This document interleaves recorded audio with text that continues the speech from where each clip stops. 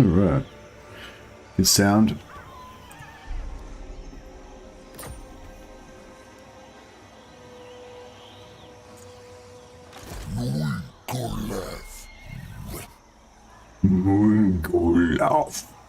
Alright.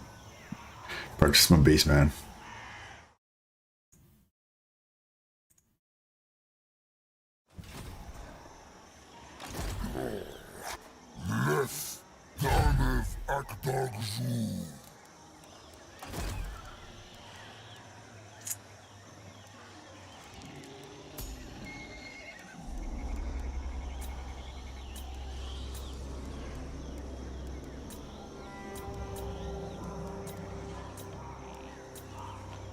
Hey Anthony, how you going?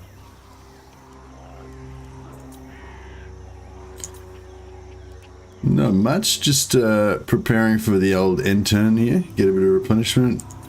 Get a new brace shown. Give us some more ambush chance. I'm still trying to farm for a good. Doom Ball.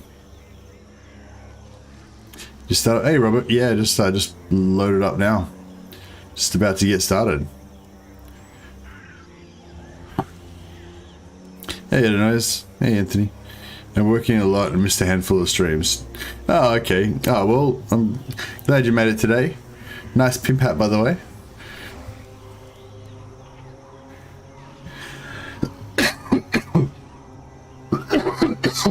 Excuse me. Yeah, I've been working a lot at the YouTube. I had a couple of weeks off, so I've been doing like double streams. Been doing like my normal nighttime session now and doing a daytime session as well. Like, so yeah, like stream, have a little sleep, stream again, have another sleep. So that was pretty fun actually.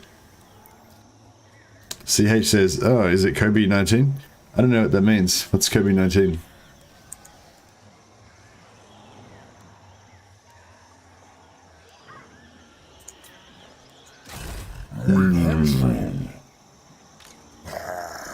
Khazrak One-Eye.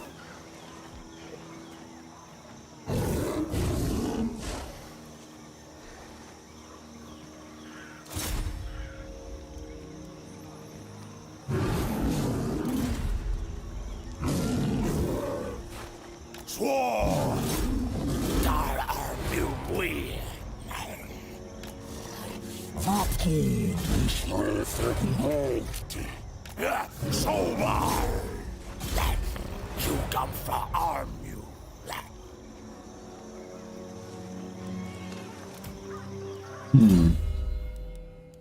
Oh well.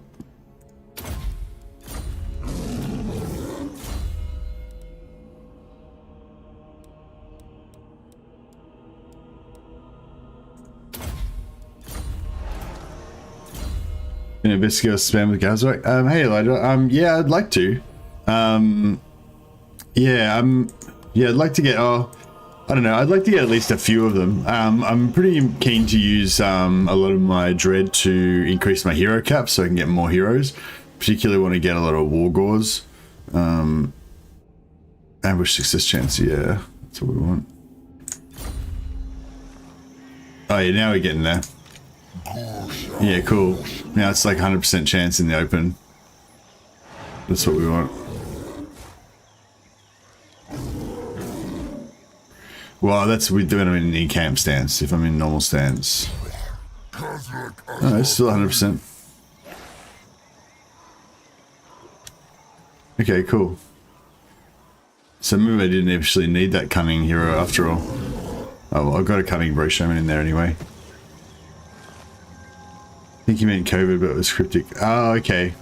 Yeah, maybe it's, yeah, some people like don't like to say the name because, I don't know, it's bad for something. Maybe it makes YouTube not like you or something. I think, yeah, a lot of people like, yeah, didn't used to say the name for some reason, as they thought it would make you get like blacklisted or something. Oh yeah, we've got lots of money again.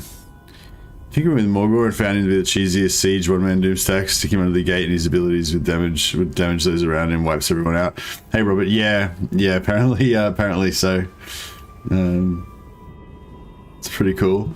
I kind of intentionally didn't want to try out any of the cheesy ones for this particular camp. Like, I don't get me wrong, I'm still interested in knowing about the cheese, but yeah, that's kind of why I chose Khazrak, is because I felt like he sort of was the least cheesy out of all of them. I know at Cataclysmic Rampage, Taurox can half cost any hero he chooses. Does Khazrak have anything like that? No, that's I don't think he does. That's one thing that was a bit annoying. I think one of the other lords gets a half price as well. Khazrak has a minus 25% dread cost for all unit caps. Oh, okay, well that's cool then. Yeah, that sounds about right. Yeah, I think I do remember him being like 600 or something for Taurox as base, whereas I think this Khazrak's ones were like 500 or something. 450 maybe.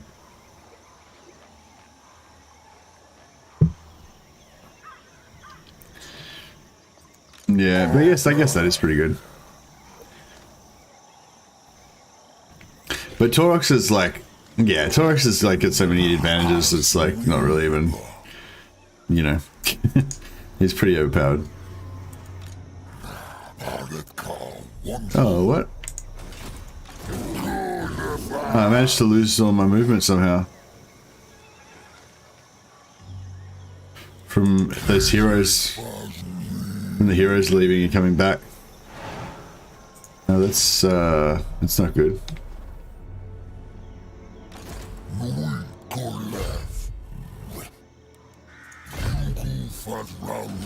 Sorry, I might just do a little bit of a save scum and see what's going on there. I think yeah, I think that just because I changed stances and then the heroes like joined, that like screwed it up somehow. Playing Khazrak at the moment, Investigator are really good on him when you take traits for them. Yeah, nice. Yeah, I definitely want to spec into them. I'm not sure whether I want to try to get like a whole army of them or just want to have a sort of a small force of them. Like, I'm really enjoying the 2 units that you start with, but I'm conscious that, you know, I'd have to increase the cap once to get the cap up to 2, and then I still wouldn't get any advantage out of it, and then I have to increase the cap again to get up to 3, just so I can recruit 1 more unit of Vestigors, you know? So, you know, potentially I could use that dread to get something else. Yeah, see, I do have enough to change stance now.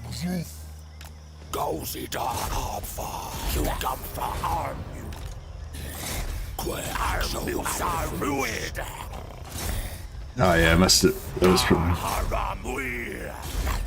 No, this guy didn't have enough movement. It's unfortunate.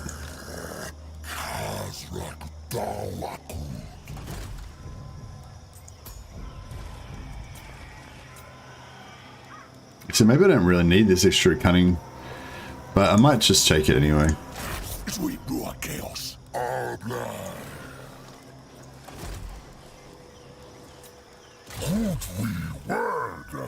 Which lore of magic do you think is the best for Beastmen heroes? Yeah, I like to get the lore of the wild and the lore of the beasts. So basically, the lore of the beast gives you Flock of Doom, which is an AoE that affects enemies only, and it affects everything within the area of effect. So if you get a big blob, then it'll just sort of do more damage the more units you can get in the blob. Whereas the where is he? Yeah, the lore of the wild shaman. Lore of the wild shaman's got Traderkin, which is the same thing. It only affects enemies. It's in a 30-meter range, does damage to everybody in there. Yeah, both of these like can stack on top of each other, and they can damage only enemies. So you can just cast it on top of yourself, so you double it. Yeah. So I really like to get both. I don't know which one's actually better,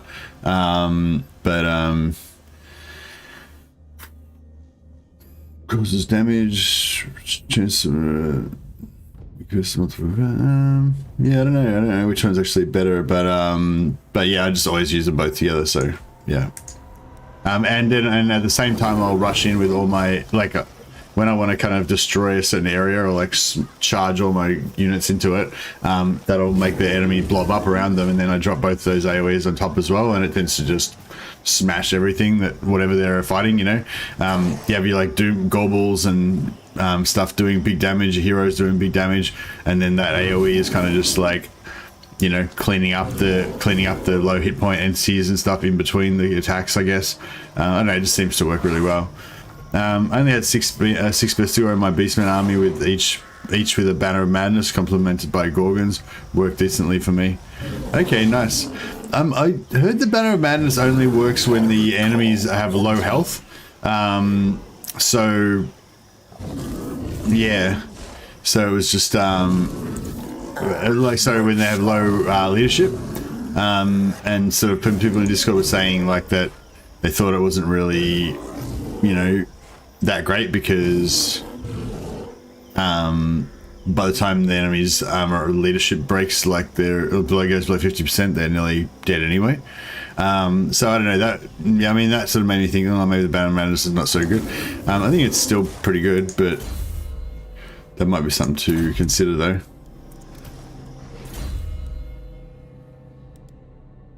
Oh, that's right, because I pumped up ambush chance here at 10%. I'll take this movement. Oh no, actually I do want to take the ambush chance up here. Yeah, I'll take ambush first, and then we'll get them. Well, I might have to go in here a bit as well.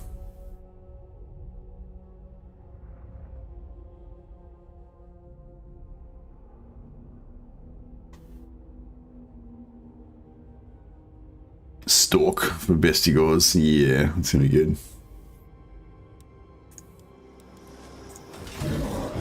Hey, Machiken, I'm really good. Khazrak is good. Yeah, I'm really enjoying him. I think he's kind of like a bit more thematic maybe than some of the other Beastmen. I'm at the car wash. Dude, I was so pumped for this update, and then my work offered more work, and I've been too tired to play. Yeah, that's a shame, Anthony. But you know, you just save it up. You save up that enjoyment. You know, you plan that week or weekend or that few days off that you're gonna have in a couple of weeks, and you know, it sustains you.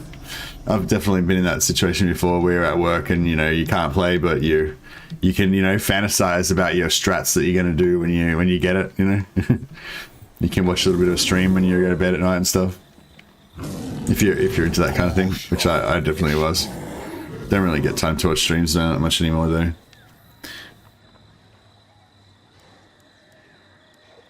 Alright, what are we building?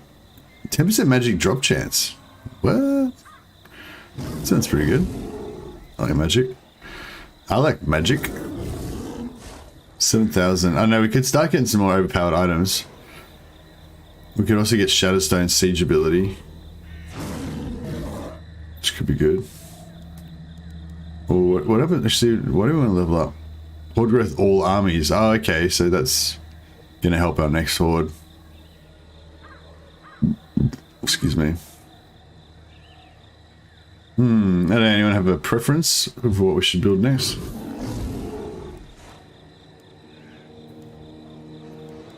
Kind of like this magic item drop chance.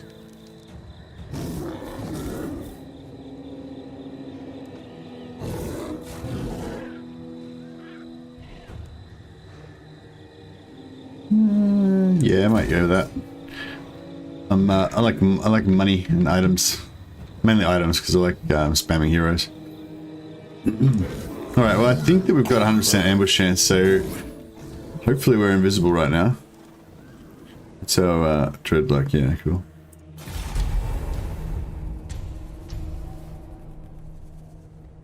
you build any Winds of Melody? I built one and there was a plague everywhere and it's an easy siege. No, I didn't. I don't know if I really dig the plague idea. It's, I mean, maybe I should do it just to try it out, but I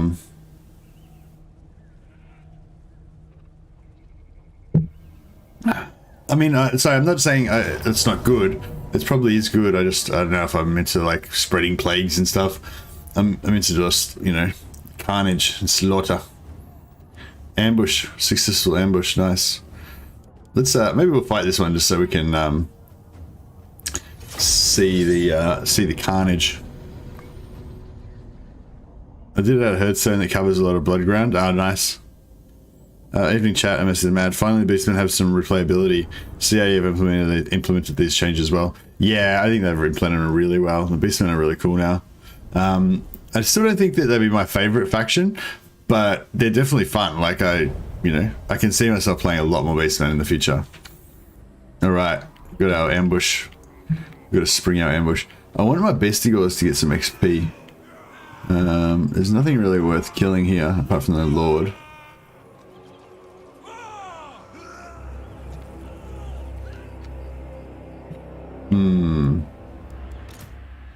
Well, I might just put my Bestigors on just both sides of the archers, and they can just sort of chew them up.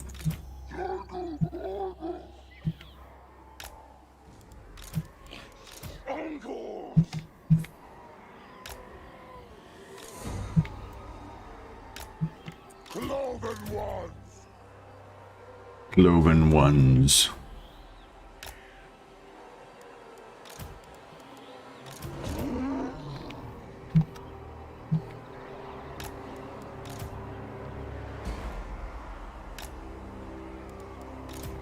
Chaos.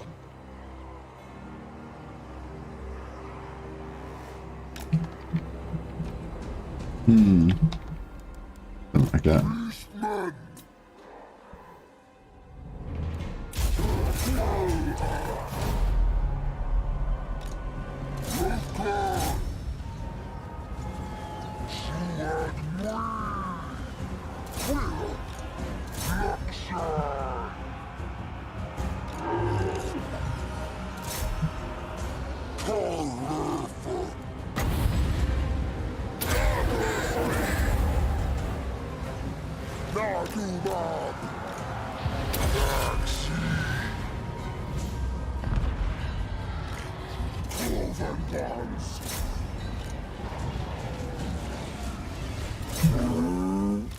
I wonder if we can. Good about Bestigors could kill their lord, but yeah, I think the lord's gonna probably bash Khazrak.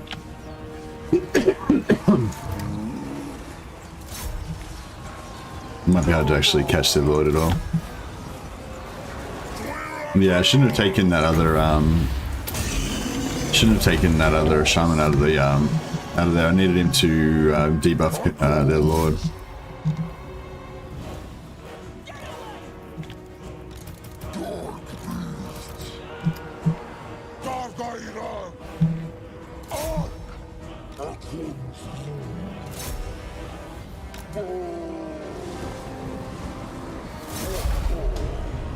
That's not gonna work.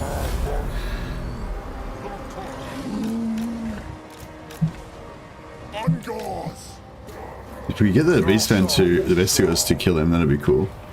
Get some more XP.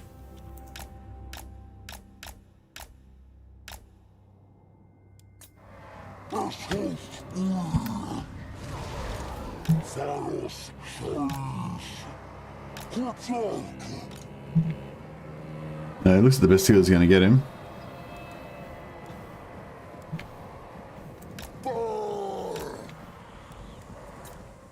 There we go. Hard to tell which one killed him. They didn't seem to get too much XP. Maybe they need to hit so much XP to go up a level now, you don't even really notice it. How are you enjoying the Khazrak playthrough after the update? Hey Taurox, yeah, really enjoying it. The new Beastmen are really cool, and I feel like Khazrak's like the quintessential Beastman if you just want to, you know, enjoy the Beastmen sort of classic Beastmen experience kind of thing. But all the Beastmen lords are really cool. They've got their own cool things. Hey Andrea Carbone, thanks for subscribing. Appreciate it. I like the plagues to keep enemies out of Herdstone lands until I get maybe level 4 or 5 Herdstones. Okay, yeah, I can see that'd be good for if you want to leave them behind and stuff. Hey, Jesus. My favorite Chaos God? I don't know. I kind of like all of them a little bit. I'd say probably... I don't know. Depends on my mood, you know? I'd say probably Khorne is probably my favorite.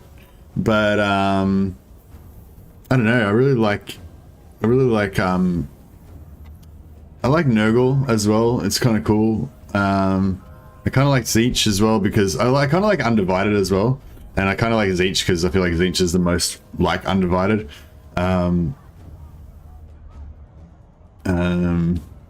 Yeah, I kind of like just chaos, right? Yeah, Undivided, like chaos in every direction kind of thing, rather than the specific themed armies and stuff that the Chaos Gods have. Yeah, I don't know. Khorne, I feel like I like Khorne, but not the kind of comical, just berserker raging version of Khorne, but the just like terrifying murderer version of Khorne. I like the kind of horror aspects, I guess, of chaos. What are we doing here? Don't really need the replenishment, but I might take it anyway, just in case. Yo, says Reese. Yo, slaughter time, man filth. Indeed, Earthwolf. You get it. You get me. That's what it's all about. I'll take the favor.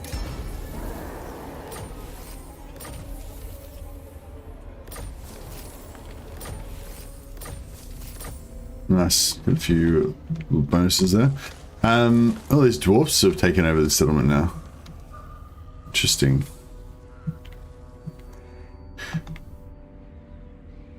Nothing seems to be threatening my Civil-Carl at least yet, so that's good.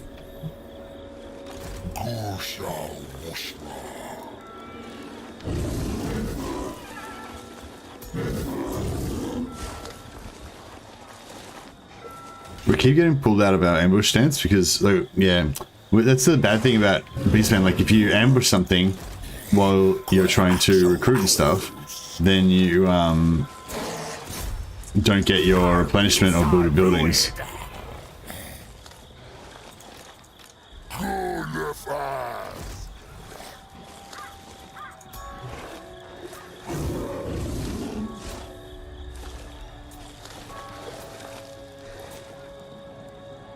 There's another cunning one there. We probably can get him as well later on.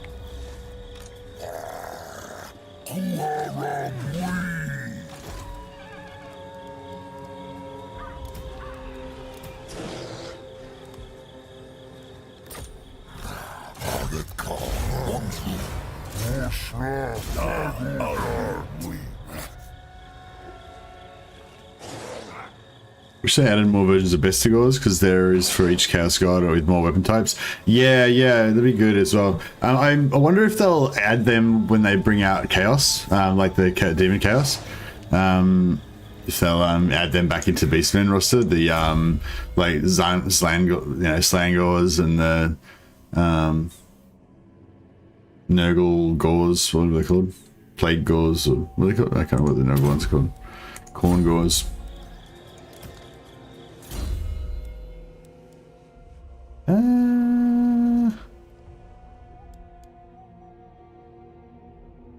Might go for the magic item drop chance again.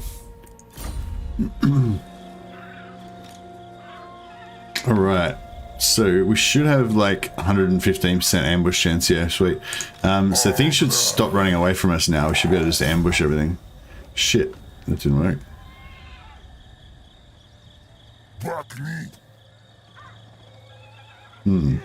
Alright, I guess we're fighting some dwarfs now. Not some smith. That's weird. Did the ambush fail or what happened? Maybe we need more ambush chance. I have a theory. Tzeentch is actually controlled by the horned one and he pretends to be weak so he can usurp the other three. What is that theory based on anything or? Ongors, pestigors, that's what they're called. Slangors and dildogors. Hey Twin Tower Gaming, how you going? Hey, hey DC Vape. Hey Andrew Jones, how you going, man?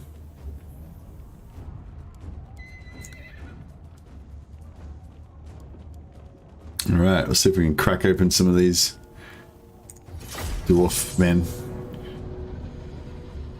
I just want to level up my beastigors, that's like the whole mission. I've been trying to get them as much action as possible. Yeah, good man. I'm just really enjoying my my Khazrak Beastman roleplay right now.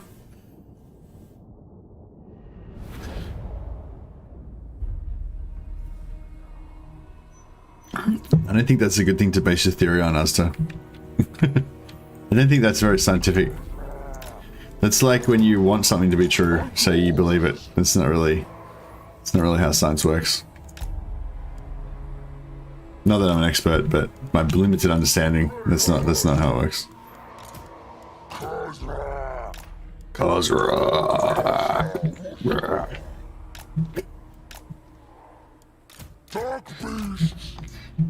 Alright, we'll just go for a no-brains type strategy this time.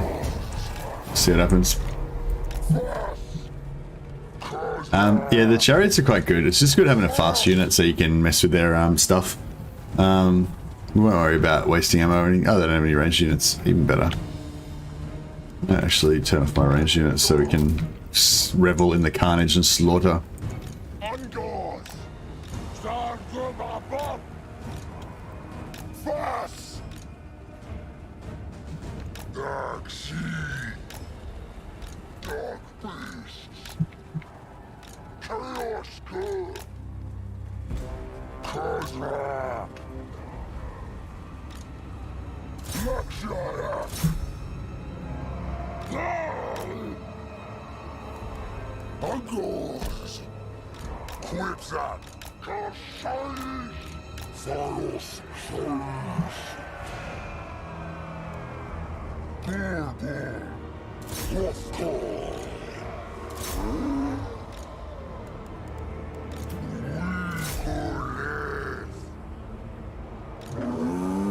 Well, I just ran through them units.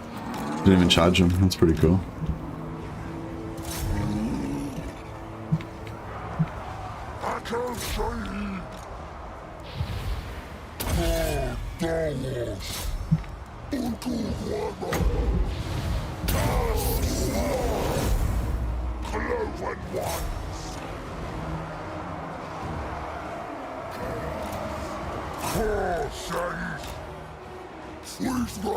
But yeah, you can just like cast this on the blob, and cast this on the blob, and then you just sort of smash everything up, and they just delete anything that's sort of left over, you know.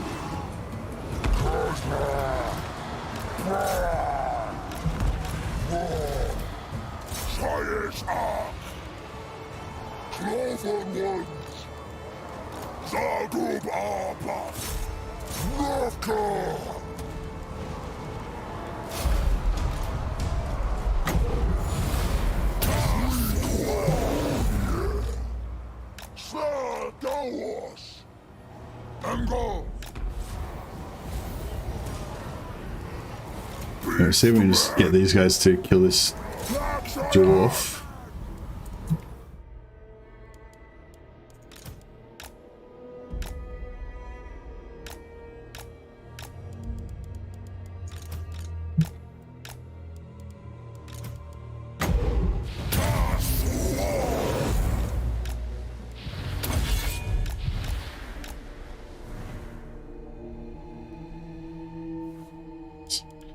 We're going with XP. Oh yeah, they're going up.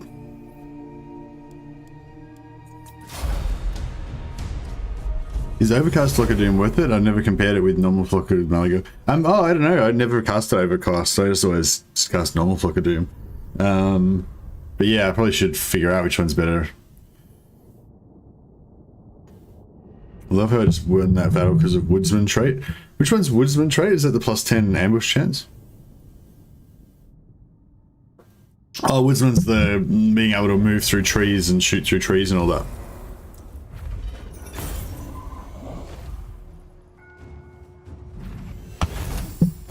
Very nice. Claw is my spirit animal. Nice. Starting to fall for Taurox. His mechanic is just so OP. Yeah, it is pretty okay. I definitely recommend everyone try Taurox. Like maybe play Taurox first, just so that you can really get that impact of the DLC and just experience how powerful and fun and awesome it is, and how just unique it is. Like it's such a breath of fresh air. You know, it's totally different from your normal sort of campaign. So that 10%, yeah, I think that 10% regen you get from the 10% regen you get from raising the settlements. That part you don't get instantly, do you? But the regen you get after battles you do get instantly. I think that might be how it works. I thought I remembered with Taurox you're not getting everything instantly. This is pretty cool how you can sack and get a bit of extra movement though. So you know that's sort of a trick you learn with Taurox, but yeah, obviously you can do it with these guys as well. I wonder if it's worth sieging Helmgart as well. We could probably do it. We just have to waste our ammo a little bit. Strongest missile. What is the strongest missile unit in Total War Warhammer 2? I don't know. Probably, I don't know. Skaven weapon teams maybe, or dwarf Iron Drakes maybe, or yeah, maybe Iron Drakes. I guess they're pretty up there. Giselle, Rattling Gunners. Yeah, Rattling Gunners got infinite ammo if you play with the claw, so that makes them pretty good.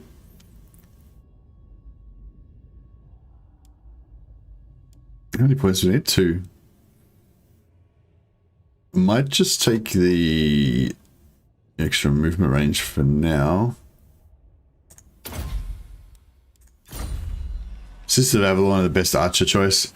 Yeah, Sisters of Avalon are pretty good archers. But I'd say Iron Drakes are pretty good melee missile unit. Should we go for...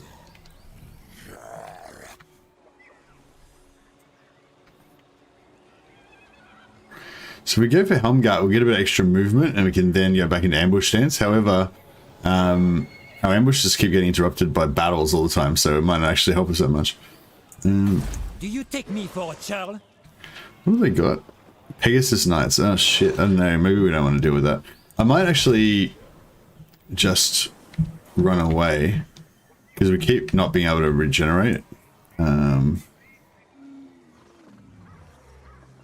It'd be nice to actually be able to...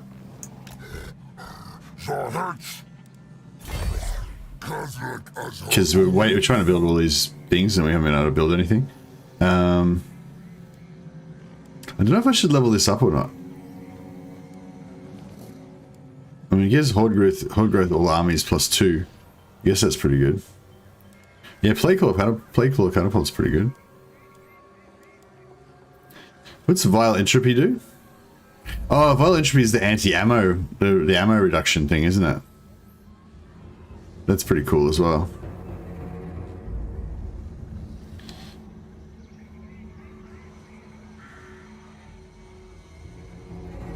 Hey, Michael Schmidt. Hello from Germany. Hello, Germany. No worries, but you're very welcome for the stream. So Organ Guns up there, but apparently new Dwarf Lords with some crazy mushrooms, catapults. Yeah, true. Queen Bess. Yeah, Queen Bess is pretty strong as well. I don't know, there's so many different options, aren't there?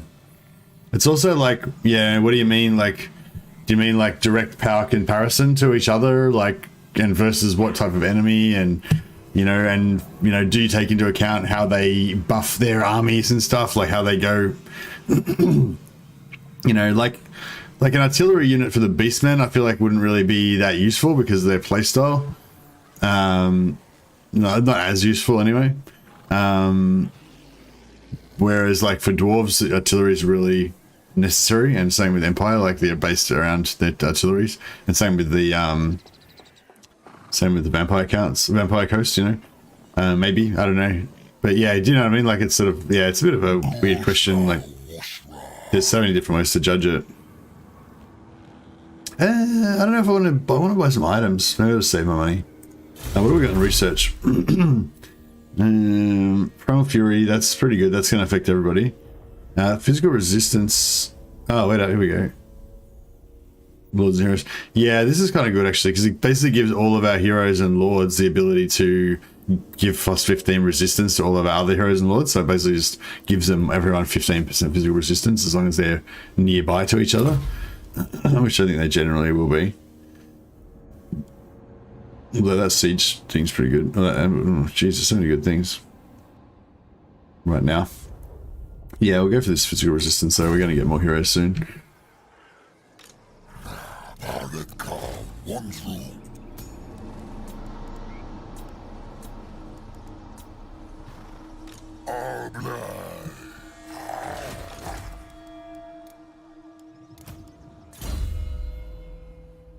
Might be silly, but I went 30 plus turns without a Hearthstone. Was that playing as Taurox or with a different faction? With Taurox, I didn't even care about Hearthstones really. You don't really need them.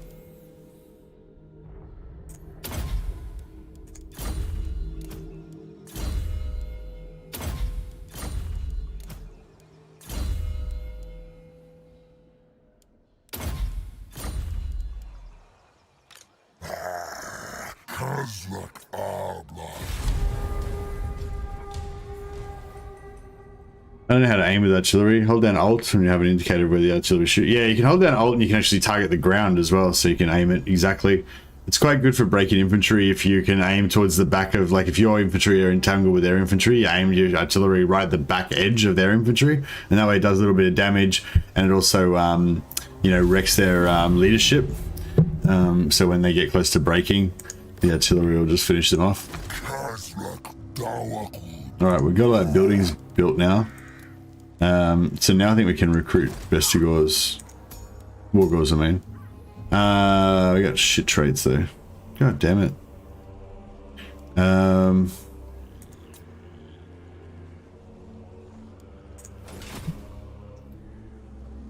wonder if we should just leave this alive to let it build up a bit, because we're not really getting much, we're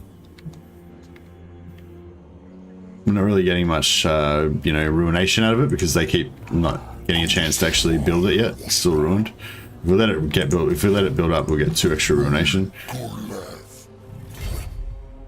So, might just cruise over here. See what's up with. Well, we should cruise over here. You know, cruise over here and we'll see what's up with Castle Bastone. Oh, that's Castle Bastone's not in it. Alright, I guess we should hang back down towards Aquitaine. Perhaps. Khazrak One-Eye.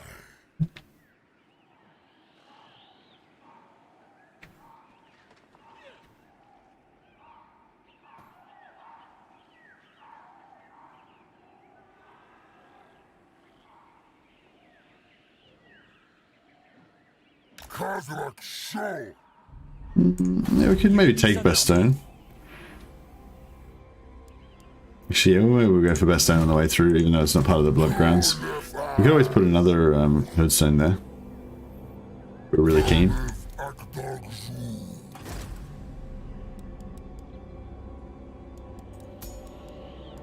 Oh, disciplined. Oh, alright, okay. We'll do one more, get rid of our raw ball.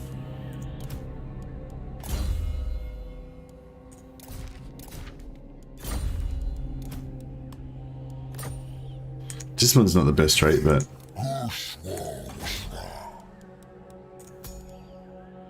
better than whatever we had before.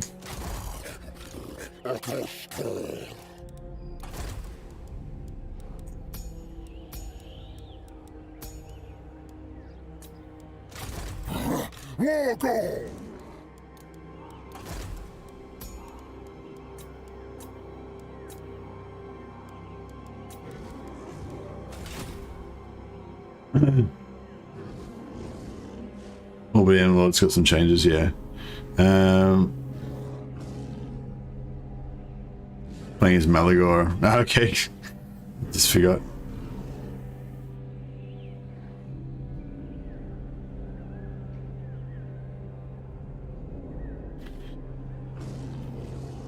The shattering and the wall shattering one. Yeah, we don't really need the wall shattering one though, I don't think, because we've got the goggles now. But yeah, I've definitely been considering it. Yeah, the Shatterstone ability during sieges. So I think that gives you siege attacker even if you don't have any siege attacker, and it lets you like blow holes in the walls. I don't know if we really need to blow holes in the walls that much, but it's probably, I mean, it'd be good to have it though. They should have made this DLC about Khazrak and Toddy and name it Beauty and the Beast. Well, the previous Beastman one was about Khazrak and Toddy, but it was the first, it was just a really early, I can shoot towers too. Oh, that's cool. That's cool.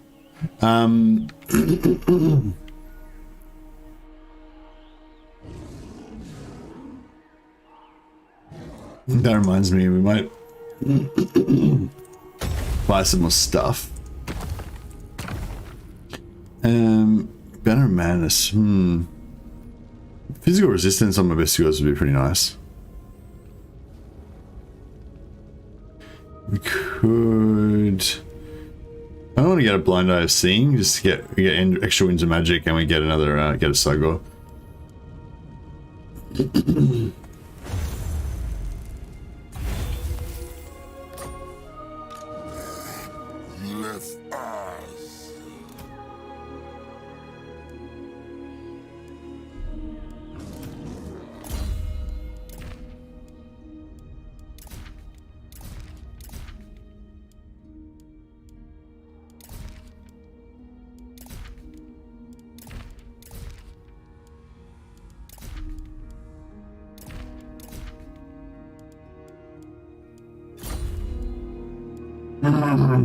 Probably some news for Total War Troy.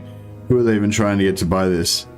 I don't know. Yeah, I was never really that interested in Total War Troy. I didn't really give it much of a chance. Yeah, I've just been too busy with Warhammer basically. Like I've been just really digging the Warhammer. Ain't got time for that.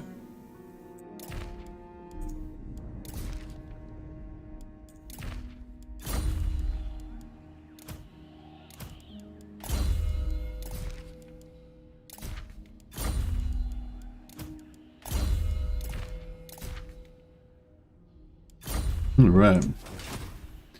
Alright, bit of an uneventful turn, but we'll just keep things ticking over. What was the Troy news? Haven't been paying attention. No, I haven't either. What was the Troy news? There's always time, but not for Troy. But yeah, yeah, I wish we'd see. I'd like to see some more Toddy as well. Yeah, especially when they did that.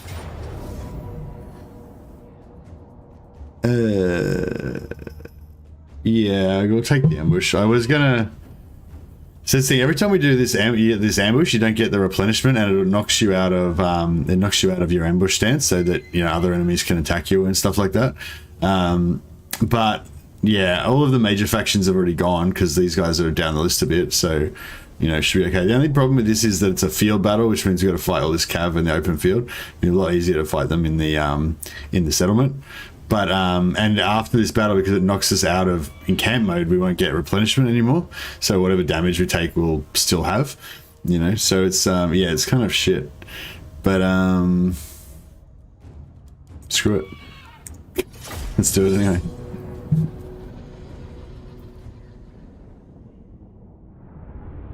Yeah, I feel like we need to get rid of these Ungor archers and just replace them with all melee, so we can get these ambushes happening better. Banner of Madness, yeah, we'll definitely get some Banners of Madness. Played One-Eye campaign and made a Chariot Death Squad. It was loads of fun. Yeah, I had a Chariot Goon Squad with my Taurox campaign of like 5 or 6 Wargors, and it was really good. Battle Pilgrims, eh?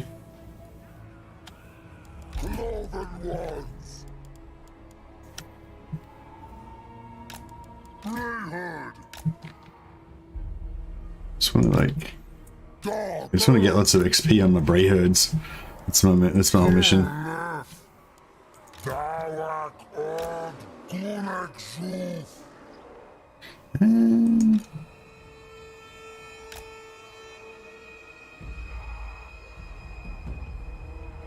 Knights of the Realm are the ones that are anti-large, aren't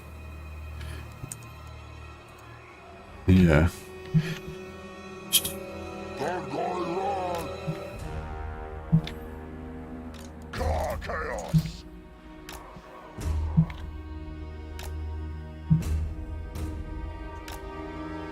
I won't put them in. Angle. I won't put them in.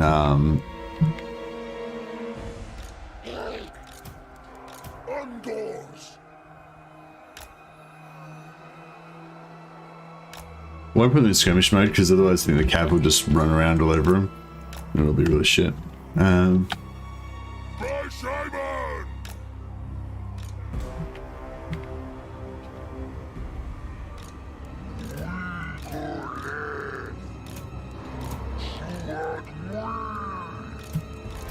By Simon.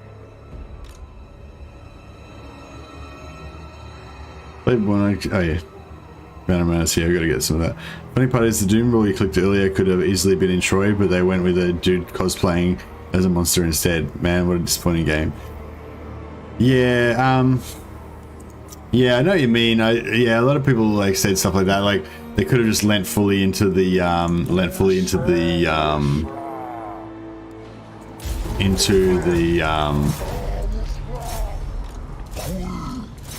Cycle dark. Dark earth. Dark beasts. Don't shoot the Knights of the Realm with archers. Might be the go. No, it's a bit out of range. Bit out of range. This isn't going to be super effective on the cavalry, I don't think, but let's see what happens.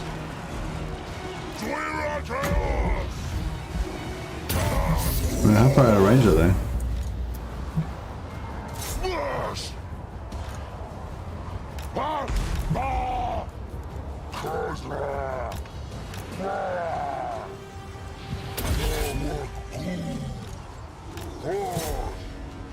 Khazrak Shay. Vitwil. Arkham Shay. Brayhard. Twilak. Angle. Yak Shayat. Nacho Ultra. Caucasian. Housekeeper.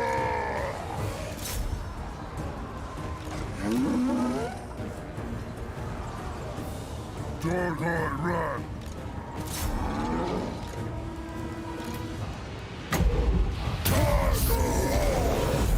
Buff. Left claw. Ek.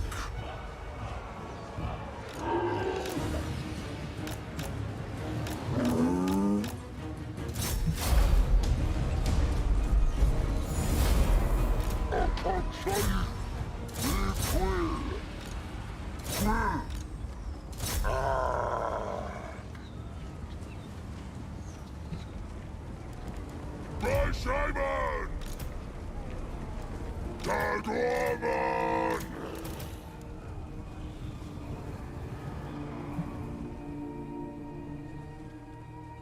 Faruda!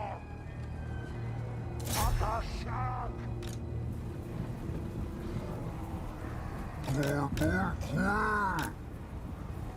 Khazrak! Khazrak! You get that Bestigo experience. I don't think anyone can catch him.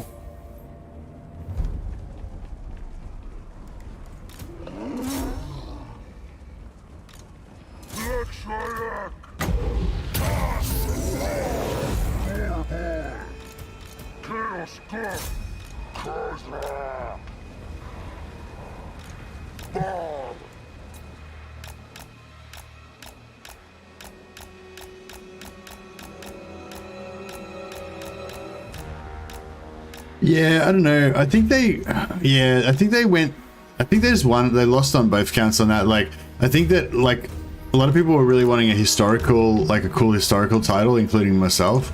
But just because historical titles have this special thing about them, like this immersion in history and like just the grandeur of the world and stuff, like it kind of makes you feel like you're, I don't know, like you're back there in a way or something. I don't know. There's something extra like role plays about like actual historical stuff, and that Warhammer can never really have, you know.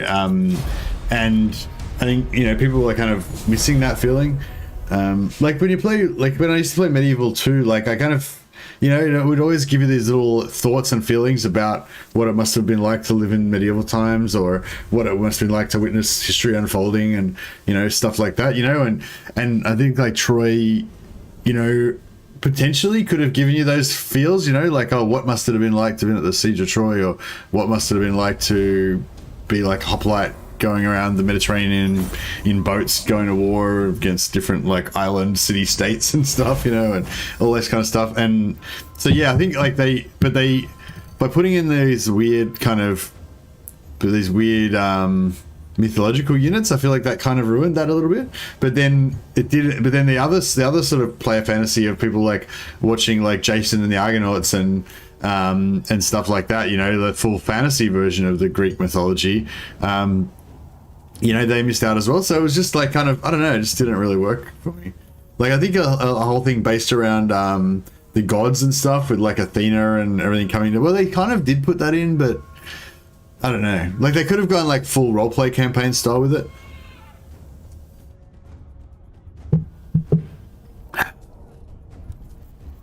Yeah, I don't know, but I feel like those I feel like it's okay though, because those Starga titles are just kind of like practice runs anyway, you know. It's just a testing ground for them to try out new stuff.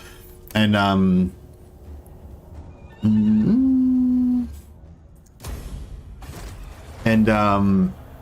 and yeah, I think they did test out some stuff, like especially about the battlegrounds and making the terrain more interesting and stuff. So I'll be really interested to see if they take the terrain stuff from the battlegrounds in Troy and put that into Warhammer 3. Yeah, has anyone actually played Troy and like knows what I'm talking about? I haven't really played it, so I haven't really experienced it for myself. But yeah, you've got these. Oh yeah, I got my first Wargore. I'm gonna get rid of him again, but yeah.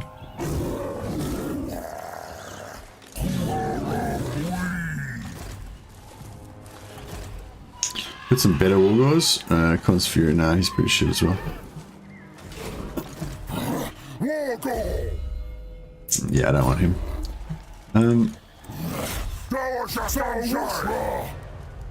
Fucking hell, did they change it so that like joining an army does not count as? I don't know, it's only 5% chance, so maybe I'm just being unlucky, but.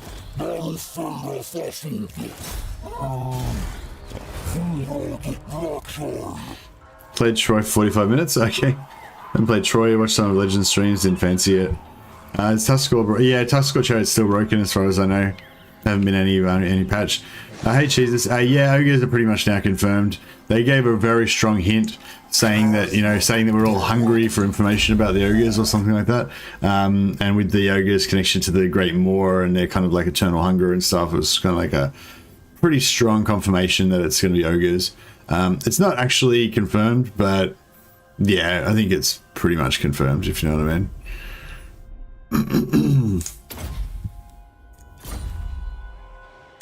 At least it's free, I guess. The ogres, yeah. What do you mean, Troy? Troy was free when it first came out. I don't think it's free anymore.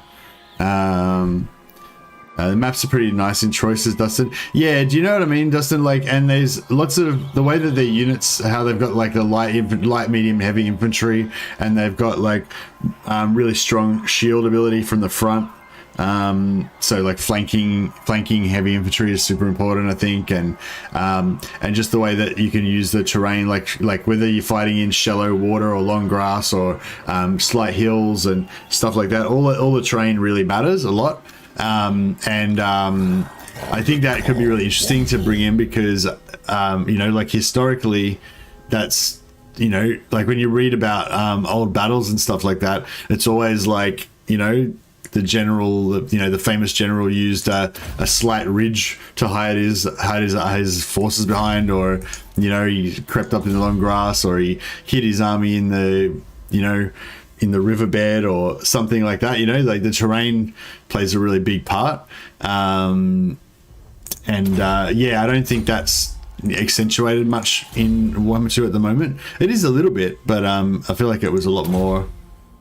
It seems like it's a lot more prominent in Troy. So yeah, I don't know. I feel like that was one of the aspects of Troy that was a success. Like I've heard a lot of people comment positively about that stuff. So it's just the overall campaign. I think people kind of didn't really get into, didn't get as immersed, I guess, or whatever. But yeah, played for about 10 hours, but got bored pretty fast. Yeah. Also like the different actually no, that wouldn't really work that well. Yeah, I don't know, maybe some of the god stuff, I don't really know much about it, but some of that might be relevant for Warhammer 3. But yeah, I think definitely the battle terrain stuff, they might have learned a few things in there, maybe not port over exactly what they did in Troy, but you know, maybe use a bit of that stuff. Pretty good. What's our best way of sieging? We want to idle out hideable units in the forest if we can.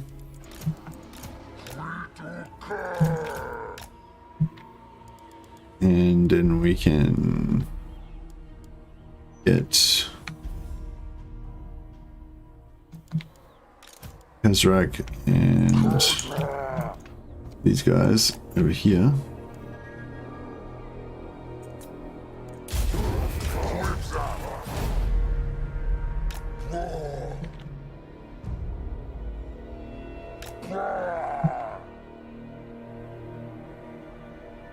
Can't think of one battle where slightly longer grass has made much difference to the result. You mean historically or in Troy?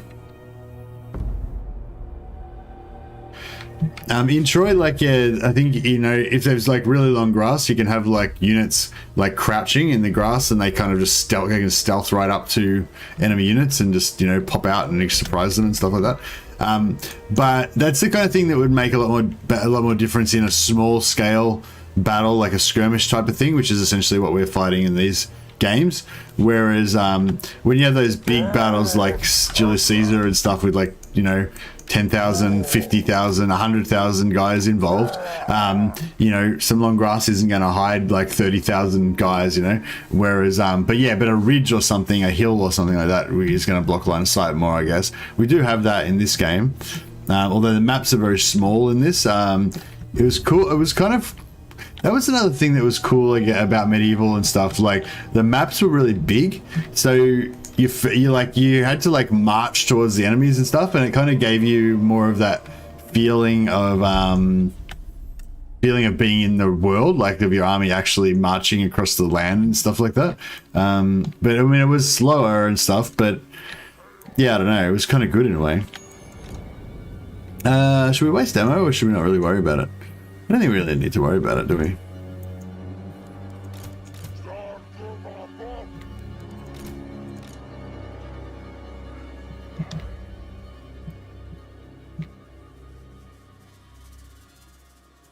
Right, no.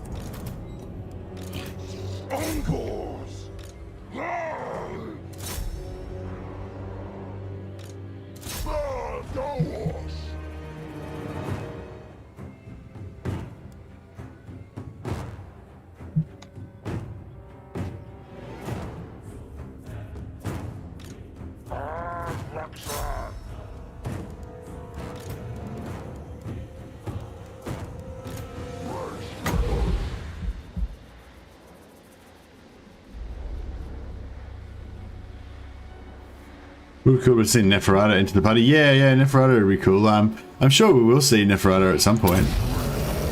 We'll get this Sigor up and running. You guys can just chill over here. Don't want to give them vision on us quite yet.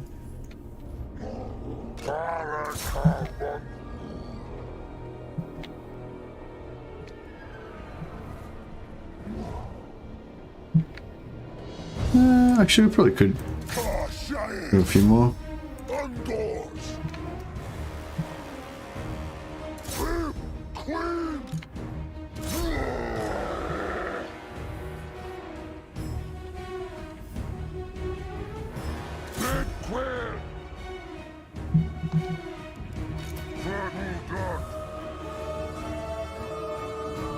There are some skirmishes where the Native Americans started fires to cover movement and forced US cavalry to vacate a position. The marching through grass, not as an issue historically.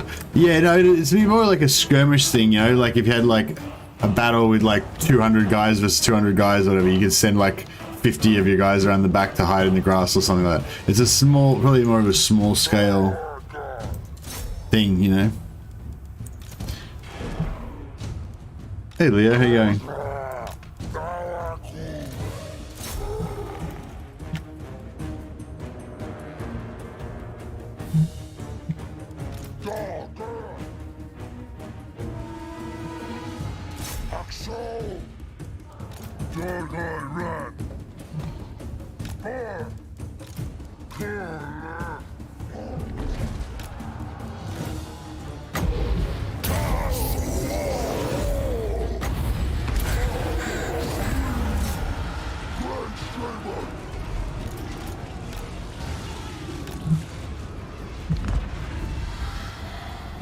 Yeah, you can see it's doing pretty solid damage to these units.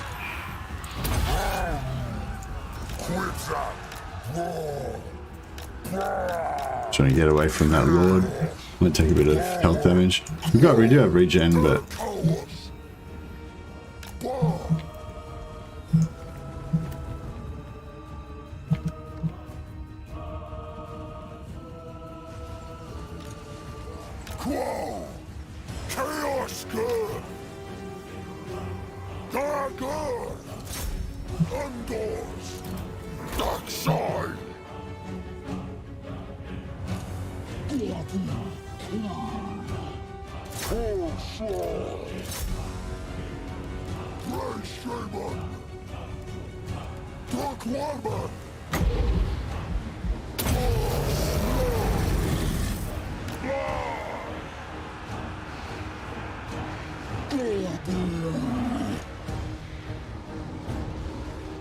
he's dead? No, no.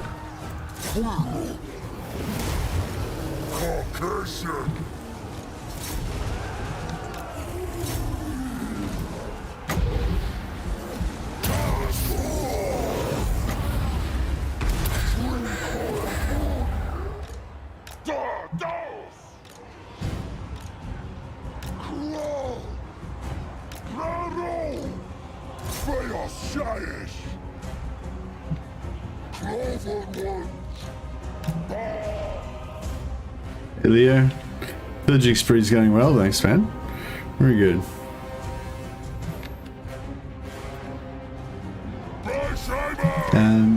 But yeah, I guess, yeah, I mean, you're probably right, long grass probably isn't really historically a big deal.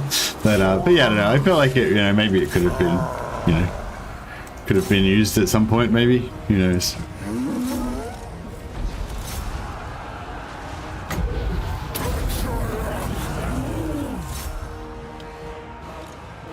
How's that Bestigor's going? Get on to him, boys. It's these fools. Oh, they're fleeing already.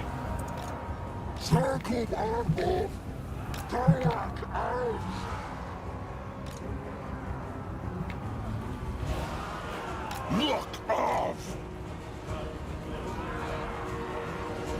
Chaos! Whoa! Angars! Hey Branislav, welcome man.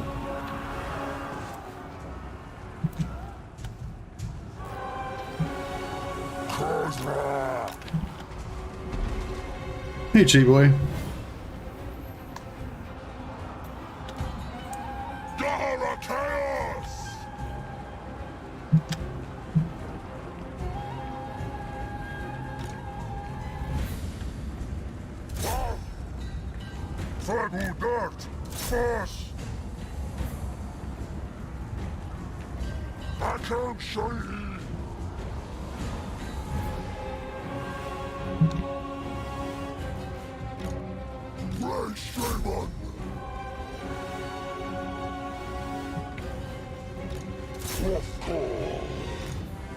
Chaos!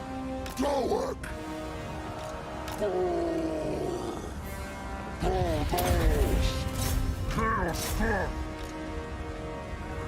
Carcoon!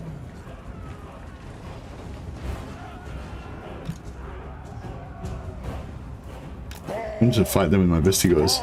Maybe my Vestigors can take on this cavalry. I don't know if they'll like enjoy that too much, but give it a try. Maybe buff them with a bit of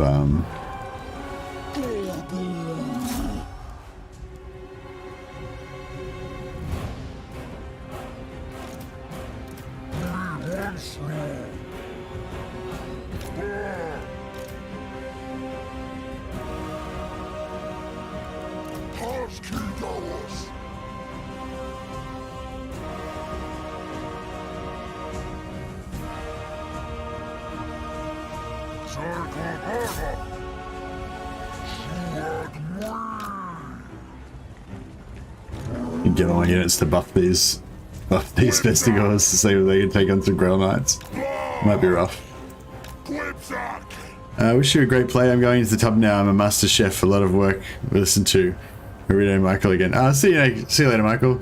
Have a good bath and enjoy your master chefing. Cook up a storm.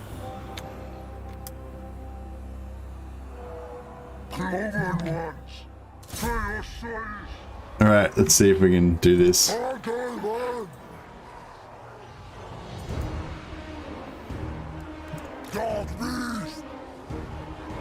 Alright, we got like max ranks, so we shouldn't get knocked around too much.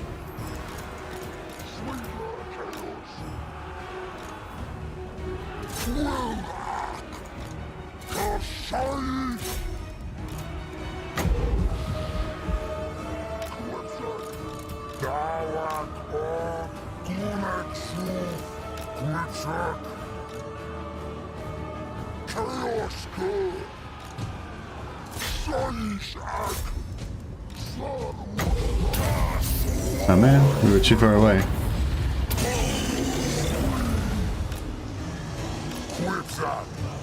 Oh man, the Bestial is getting wrecked.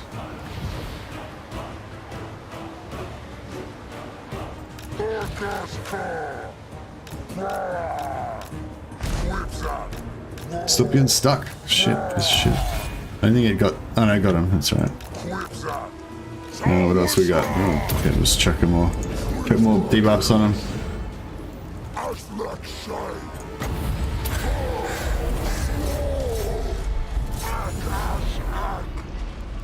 Oh yeah, Bestial's got gold chevrons. Nice. Good enough XP. All right, we haven't actually got the level up to give him the bonus stats yet, but that's pretty cool. Playing a VC campaign, 299. I'm not at war with either Bretonnia or Empire. Diplomacy has really changed. Still finding fights, but it's a bit different. That sounds good. That sounds good, Cook Monkey. Were you able to? I wanna play my VC campaign as Vlad and wipe out Reichland so they can't confederate the Electocounts, and then become allied with all the Electocounts and lead the Empire against Chaos. That's like because Vlad was a hero. Vlad did nothing wrong.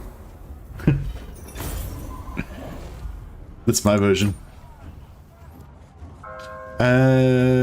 We could build another Herdstone, but I feel like it would just get taken out anyway. Might just go for the big monies.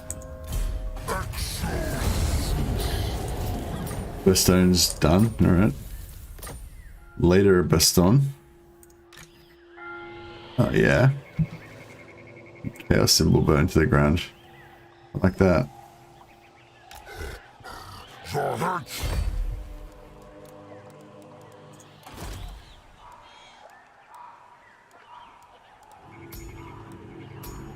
What's our war roll? Did we get a good? Did we end up getting a good war roll? Where is our war roll? Did I delete him? Must have.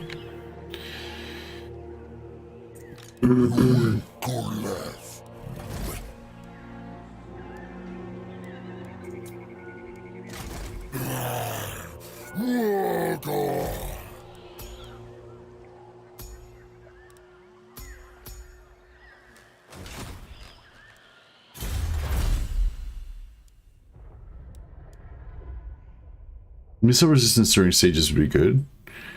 Causing fear when ambushing would be good. Hey, Kingman. Howdy. Thanks for the super chat, man. Much appreciated. How you going? How's the streaming going? You been enjoying it? I'll go for the 10 armor for the Bestigors. Every little bit helps.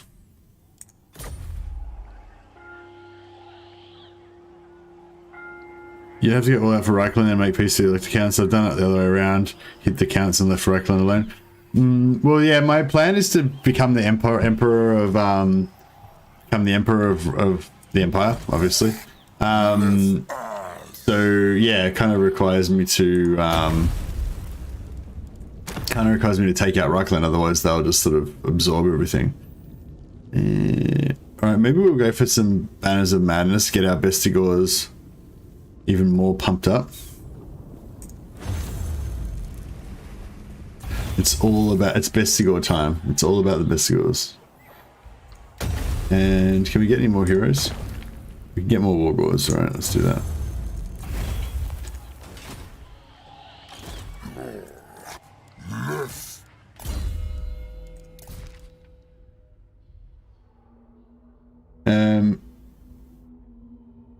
Yeah, so anything that's got leadership lower than 50%, it'll cause damage to them. Hopefully, you know, it'll be pretty effective because they do cause fear as well. So they're going to be reducing the enemy's leadership by a little bit. So yeah, I mean, lower leadership units, it should really do damage to them. I wonder if the unit gets the XP for kills done by the Aura of Madness or not. That'll be interesting. Nobody's watching it. I mean, that's how it goes at the start, man. You know, when you first start streaming, you know, if you have like one person watching, then you know, you're having a good day. You know, if you can get one person to just come into stream and have a chat with you, then you know, then you'll find you'll have fun. You know, I found it was fun. Like basically the first time one person chatted with me in stream, I thought, oh, this is actually pretty fun. It's just like playing the game, but you've got a buddy hanging out with you. You know, and then yeah, I think Mark Richards actually might be in. He commented on something recently. I don't know if he's in chat right now, but yeah, I think Mark Richards might have been one of those first people that chatted with me. It was you. There he is. Yeah, Mark was there for the historic days. And that was like a pivotal moment for me, just that, you know, having that first stream where somebody actually talked to me and, you know, you got to have the proper experience of it. So yeah, it's cool. And then once you get like a few regular people watching, you have like 10 people watching, it gets a bit better. And that's as far as I've gotten, because I haven't gotten any bigger than that. You know, pretty much. Well, I mean, sometimes we'll have a big day and we'll have like 100 people in or something like that. But yeah, I don't know what it's like when you got like thousands of people in there. That'd be pretty crazy for Legend. But I don't think we have to worry about that. Actually thinking to start streaming even for one person seems very nice and chill. Yeah, it is. If you're like, I don't know, like if you're really trying to like grow your channel and all that kind of stuff, then yeah, it can be, I understand it can be a bit frustrating and stuff, but yeah, if, I don't know, I guess you just, you know, you can choose to be frustrated or you can choose to just be happy with what you've got, kind of thing, I guess, you know. I really started like your stream and video. Mercy, happy to have found your channel. Oh, thanks, Raphael. I'm happy you found us too.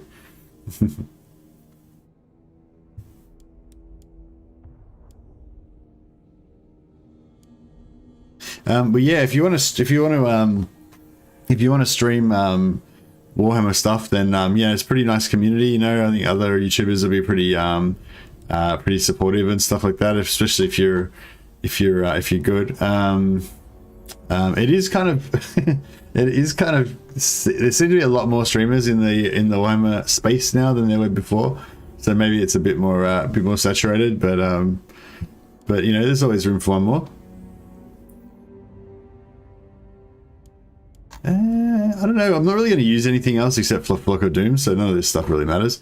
But actually that'd be quite good for like hunting lords and stuff.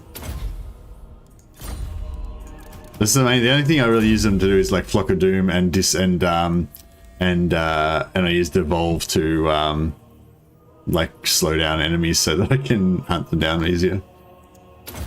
Slow down, kill. Yeah, slow down enemy lords. Actually, we could also put this on them as well. What's that? What's the speed reduction? 25% speed. Yeah, so we've got 3 different 25% speed reductions. So we can slow them down to a crawl. That'd be pretty good. Yeah, I'll put into that.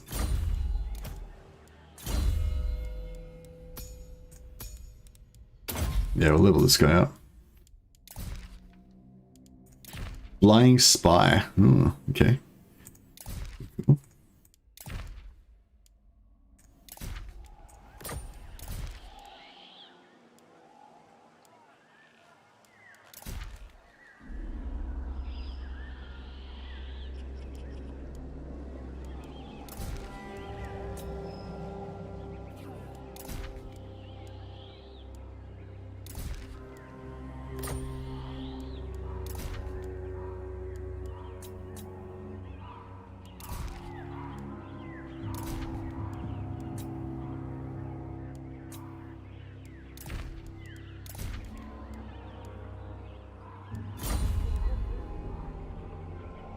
Hey Larissa, how you going? Hey Dagwood. Thanks sir, thanks sir. Hey Merce, when you collaborate with Legend. I don't know man. He said that he said it's a possibility. So yeah. I was thinking I might hit him up if I get to 10,000 subscribers. I feel like 10,000 is, you know, a good level. If I get to 10,000 then maybe then it's, you know, charity stream religion. I mean, sure. I mean, I don't have anything against charity. I just don't particularly have any charities I particularly support, you know. I mean, if he wants to do a charity stream, I'd be all in for supporting whatever he wants to do. But yeah, I don't have any charities that I support yet. I haven't got into philanthropy yet. That's not really my thing. My charity is supporting gamers who can't afford to buy Total War games. That's a charity that's near and dear to my heart. If you do collab, you got to play against each other. Nah, I don't think we'll play against each other. I don't think Legend said a few times he doesn't like head to head, and he's never going to do another head to head after he did that one with Lionheart. I think it was Lionheart. Don't worry, Mercy, with the content you provide, subscribers will come and you will soon get even more than 10k. Oh, well, I hope so. Aliriza, thanks, fan. That's really nice of you to say. Wargors, says Raphael. Yeah, I want more Wargors. They seem to be giving us shitty traits on our Wargors, though. Tactician. Tactician. We don't care about tactics. We care about rending and slaying. Alright, yeah, I think this turn's over anyway. We've had our one battle for the turn. Can we recruit anything better than these? I want to get some more melee in there, I reckon. Even though, like, our melee is not really very powerful. I might just get rid of some of these guys anyway. Khazrak.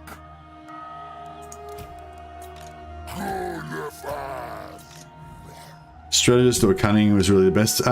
Strategist doesn't affect the army, so it's not really useful. Cunning is good, but we've already got our ambush chance up to like 100% in most situations. Yeah, see, ambush chance 100%. Plus we're going to get another plus 10 ambush chance soon from that. But yeah, so yeah. Wargors sound so violent. Why not call them Peacegors? I think it's because they're like war leaders. They're the guys that kind of rally the other Gors, you know, to get them ready for war.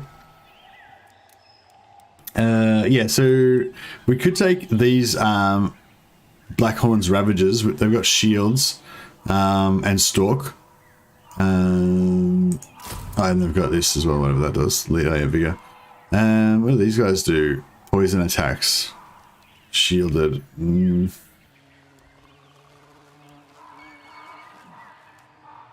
Oh, these guys, Sons of Goros, have got armor. It's not bad. I don't know, maybe we'll save them, I guess. If we go just normal ones though, yeah, like maybe just some shielded Gors could be good. Just to mix in with the Ungors a little bit.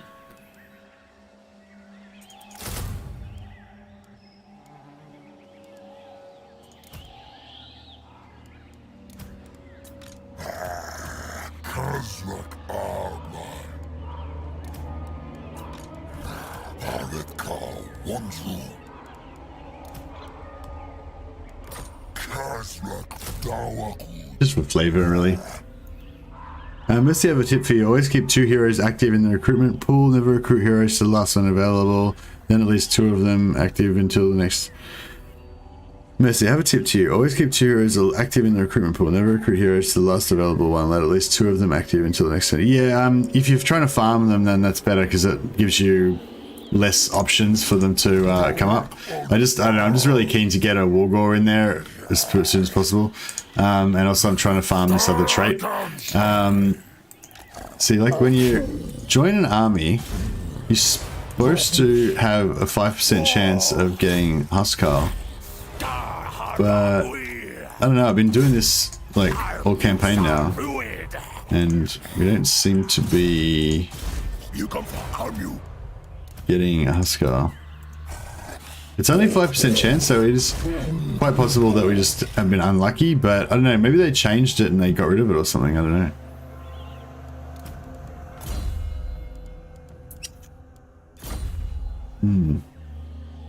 I hope they haven't changed the trigger, but I'm pretty sure I've gotten the joining ones for other lords, so I think it's still in the game. But yeah, there's certain like traits that you can get where you get it for a successful agent action, and when you just join an army, that counts as a successful agent action. You notice it also when you're trying to do a quest. If there's a do complete agent action requirement for a quest, you just leave an army, join again, and you get it.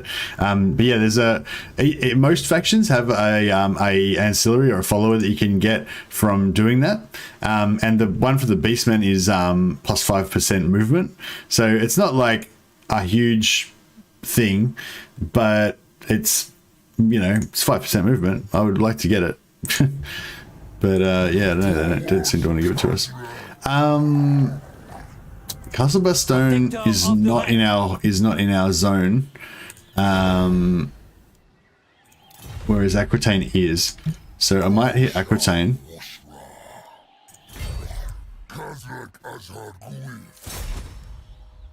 Oh, we're not at war with Bordello. Interesting.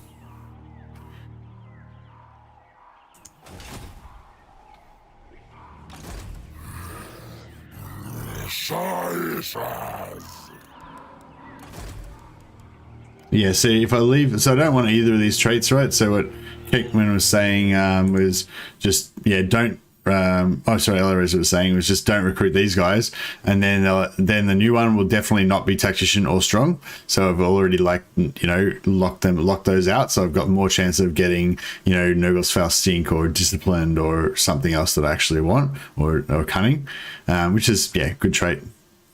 Is the ability lasting bug still around, or was fixed by CA? I mean, the bugs that made buffs and debuffs active after killing the Lord of Hero unit.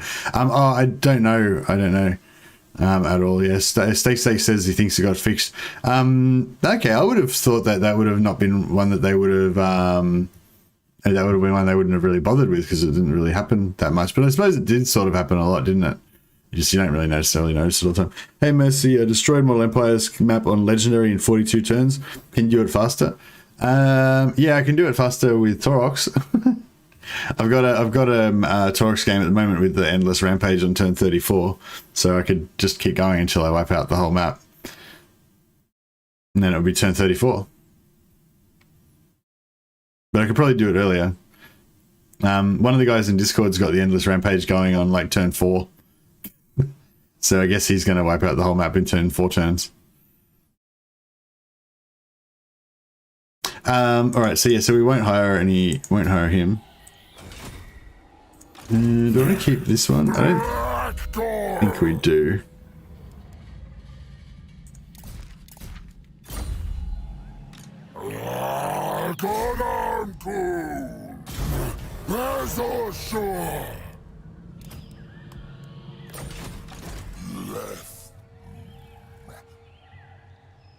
Alright, let's do it.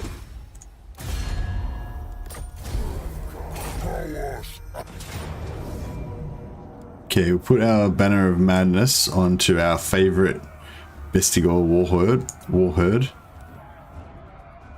So both of them cause fear and terror. This one's got physical resistance and does damage to low morale units, so that's pretty good.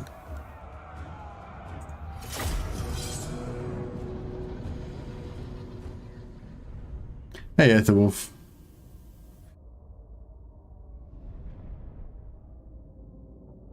Yeah, can you do it in 4 turns, Cakeman? Because that's the new benchmark. I'll actually it'd be interesting to see care about stinking to do. Yeah, stinking would be good. Get -4 penalty to the enemy's leadership. I've got I think I've got one shaman that's got that already, which is pretty good. I think we might just for something a bit different this time. Instead of, you know, hiding in the trees and doing all that stuff, what we might do is just bum rush towards the enemy, just charge towards the enemy.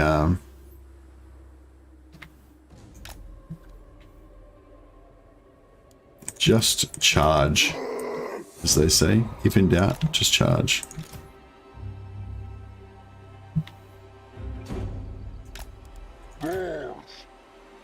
So we'll put all the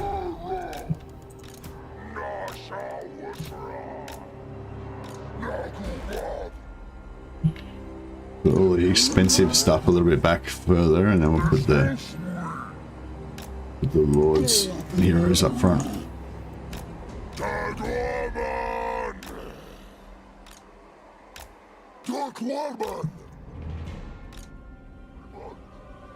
Alright, let's try the old bum rush the walls strategy. You can try. No, I'm not really. I don't really get into challenges and stuff like that much, Cakeman. I've been trying to. I feel like I should try to get into them more, but yeah, like traditionally, it's not really my thing.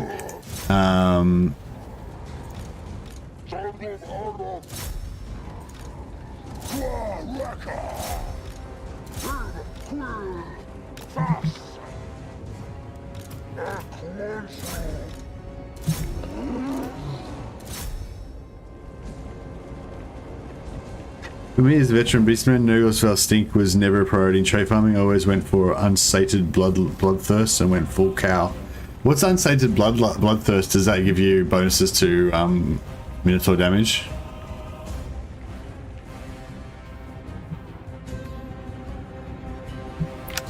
What are you guys doing? They're trying to put... There we go.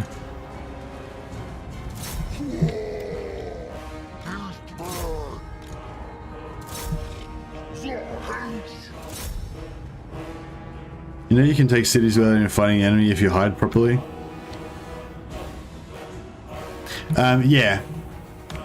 But only if they've got a very small army.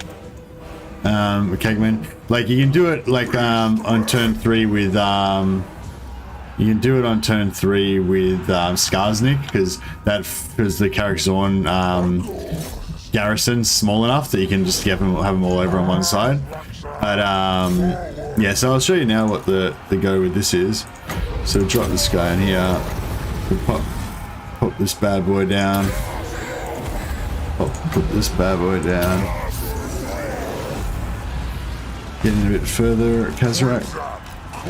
Oh shit, we're taking a bit of damage from the anti-larges. That's right. You might have to... Minotaurs might have to have a little rest.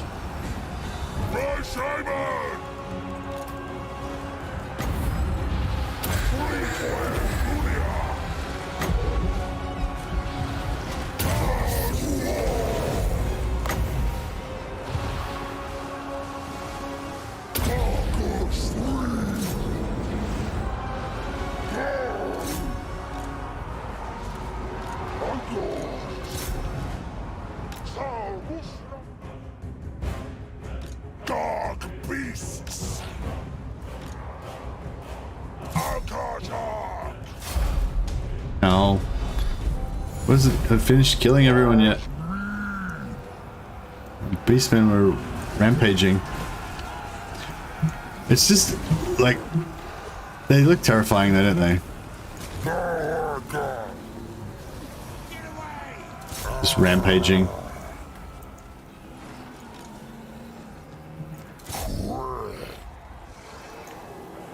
There's our gores. There's our beastie gores.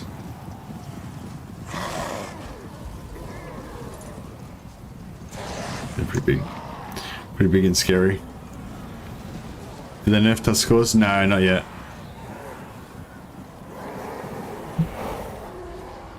But yeah, no, I've been doing a bit of stealth. I've been doing a bit of stealth stuff, Cakeman. Maybe you weren't. You might have been streaming when I was doing it last time. Yeah, that's what I was just talking about then. Like what I was doing before was I'd put the lords over one side and I put the bestigors and everything else over the other side hidden, and then the enemy would stack most of their units over here. And then I can sneak onto the walls over here without being seen and actually just completely take the walls. But because their garrison's large enough, they'd have some defenders in the town square as well, and they might have some defenders at the middle gate, but they wouldn't go all the way across. So yeah, so if they've got like a bit less than one stack, then you can kind of do it, and they'll excuse me, and they'll kind of be mostly on one side, and there might be a little gap on one side. If they've got like only a quarter of a stack, then you might be able to get all of them to go over here and actually abandon the town square entirely, so you can sneak around behind them and just cap it with no combat. But if they've got like a full stack, then they're generally going to have stuff all along the walls, so you won't be able to stealth up to the walls. That's what I've found anyway.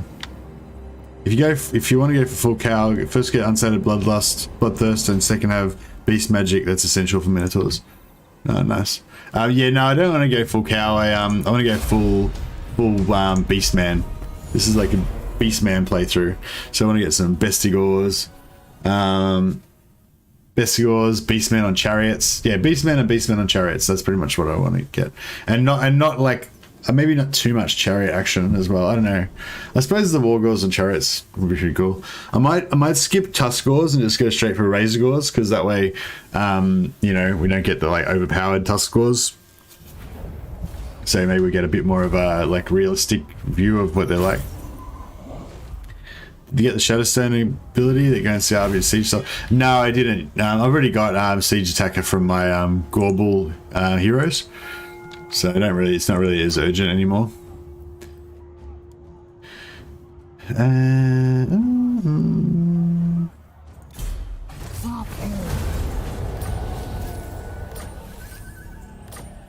All right, up to 50 now. Maybe we should go back and sack Paragon and Montfort again. Target call 1 through.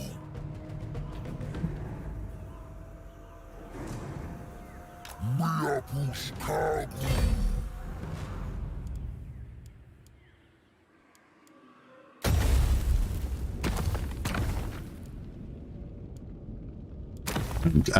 Maybe we'll get another Banner of Madness for our other Bestigor herd. That could be good.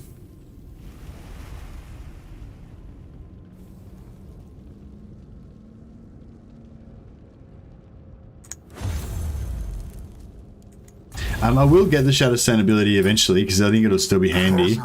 Although I was kind of thinking it might be better to get Vile Entropy, because that's actually something that I can use. I mean, well, I can use Shadowstone, but I don't really need it. Whereas the Vile Entropy, I think, is the one that takes away their ammo, so that could be quite good. Or just speed things up a bit if I'm trying to waste their ammo. Yeah, you tend to get really overpowered after a while, don't you? Should I just build another stack now? Maybe I should just get a second army. Not sure. Killing Skarsnik, good idea for ambush trade if he gives it right. Oh yeah, good idea actually. Yeah, I hadn't even thought about that. That would have been really good straight away, like early on, I guess. I think my ambush is pretty high anyway, but yeah.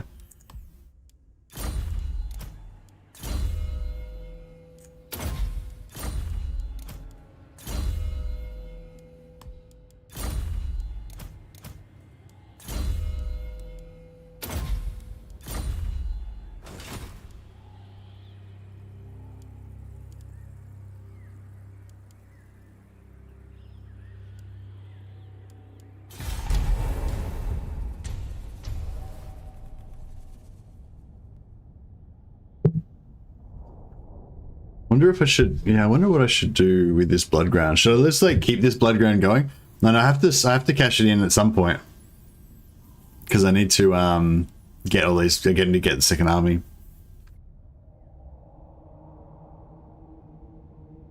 Shadowstone requires units to be on the walls to work. Yeah, but there's always some units on the wall.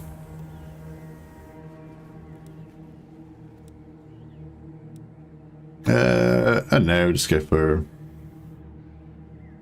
more chaos corruption.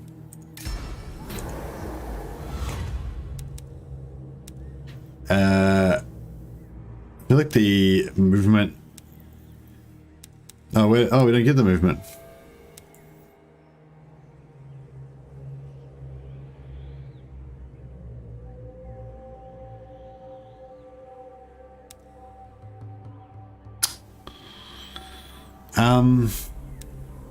I hate how these cost of skill, like, has anyone ever gotten a cost of skill one that was actually for a good unit?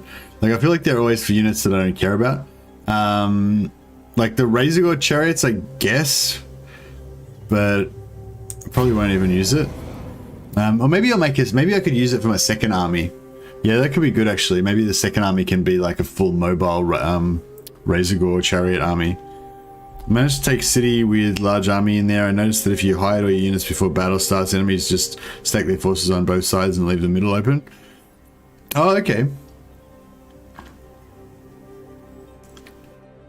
Interesting, Cakeman. So it said, I managed to take city with large army in there. I noticed that if you hide all your units before battle starts, the enemy just stack their forces on both sides and leave the middle open.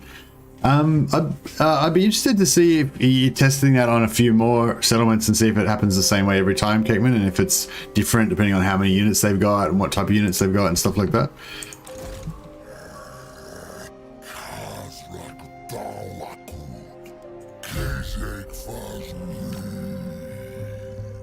How much movement we got? Yeah, I think if we kill these guys, we should be able to have enough movement to get back over there and kill those guys next turn. Khazrak. Oh, we're not at war with these guys. Okay. Got a shitload of archers. We should be able to do this, shouldn't we? It's got a lot of people to kill. Do you know who I am? But we can always just waste their ammunition. Khazrak show.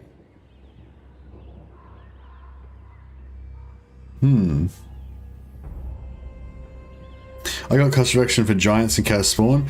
Then the hero awards for completing Taurox's rampage. Yeah, the Taurox's rampage one's pretty good.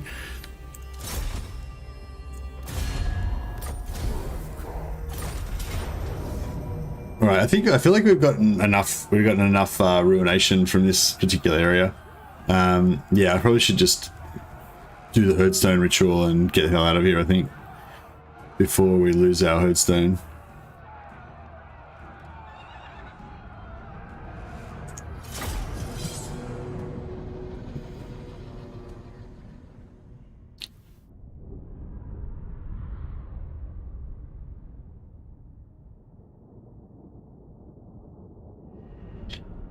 Who would you like to see in Total Warhammer that has not been included yet? I want everything pretty much. Altdorf is such a good blood ground, covers a large area. Oh yeah, Altdorf could be good actually, because that'll give us a nice jump off point to go into Middenheim. But is it like, I don't know, do a lot of armies go through there and stuff? I can't believe the expansion was so good. Messi has played like 25 hours of Beastmen on stream. This is madness. I know. I was just fully hating on Beastmen, like just completely like nothing, like, you know, like if anyone asked me about Beastmen, I'd just be like, they suck, just straight out. Not even any discussion. Oh yeah, our guys are all invisible now. How cool is that? Like boom, invisible.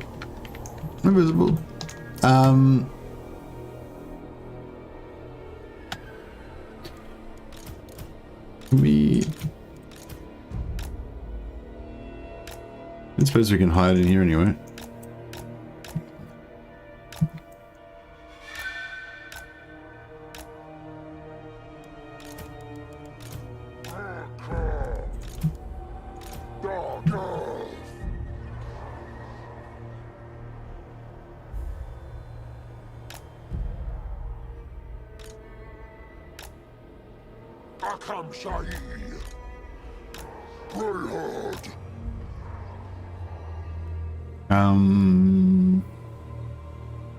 Yeah.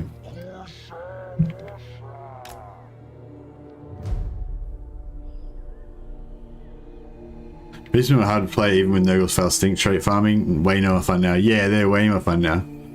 For sure. And you got Dash got one for Java Slice Gorgons and Cygos. Okay, so it is like you can get random different stuff.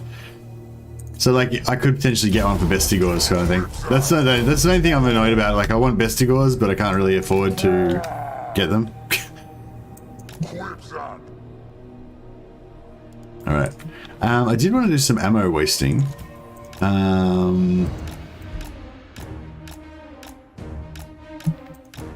think. Yeah. See, they're right over the other side there. Oh, I should have hidden everyone like you suggested. Sorry, Cakeman. I know if it were, yeah, sorry, that was a good opportunity for me to test your strategy right now. I could have just hidden everyone and seen if they did the side thing. I've never seen that before, but I guess I don't usually hide my whole army that often. Like, I do occasionally, but not that often. Yeah, Beastmen are heaps of fun now. Super good. How good is this with the regeneration? He doesn't take any damage. Well, he does take some damage, but he just regenerates it, so it's fine.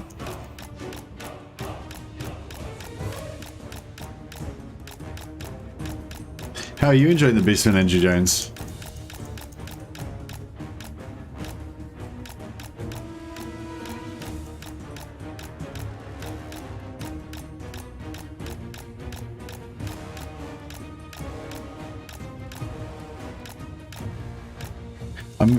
I am really enjoying the Beastman. I'm pretty keen to get onto other stuff as well, but I'm still enjoying the Beastman as well. So it's sort of like, can't play everything all at once, unfortunately. You can try.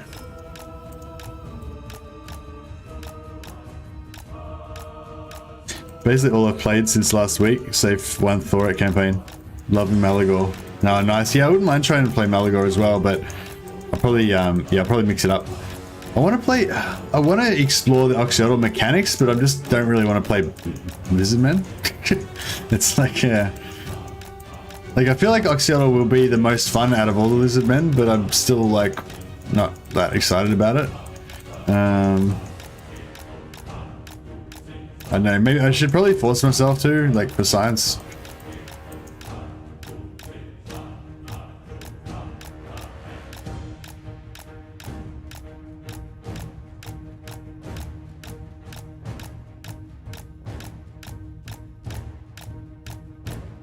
I don't know. I like the Bestigors. I like my Beastmen just running in and slaughtering guys in melee and stuff. I feel like all this wizard stuff in Malagor is not very, you know. I mean, it's cool and everything, but you've got to have like the slaughter of the basic Beastman as well.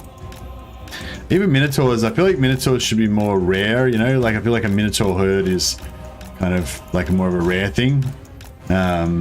So I feel like, you know, for me, I don't want to have any Minotaur herds until after I've got like a couple of Beastmen Bray herds.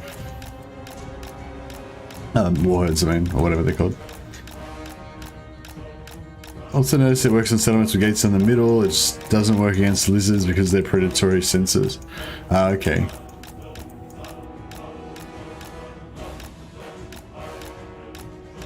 Well, I do like both, you know. Send minors in and send monsters in, and then have Malagor land on them.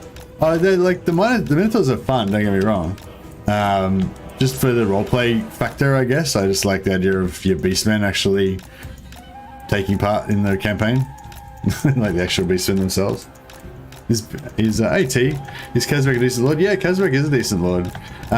He's probably the weakest out of the Beastmen, but he's still quite strong. Yeah. And quite fun and very thematic for the Beastmen, you know. But he's not like weak, like, I don't know, he's like, I think, yeah, Taurox is the most powerful, obviously, because of his mechanic. Malagor is probably the second most powerful because his magic's so strong. And then Khazrak and Morgor are kind of, you know, around the same level, I guess.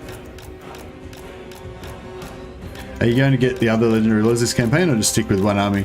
Hey, Antiblade. No, I'll probably get more than one army. I just, yeah, I've been trying to kind of get heroes and stuff like that. Like, I haven't really got enough army cap to, what do you call it? haven't really got much. Look at Khazrak's face. Yeah, he's like roaring stuff. Actually, I need to turn off the 3D portals that uses up my graphics power. So I got bored of tryhard Warhammer. I like thematic lore armies.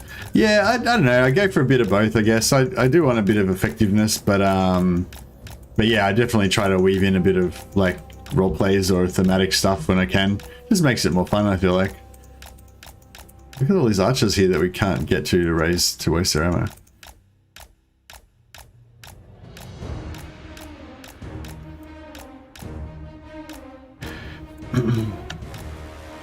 Maybe we'll get some now.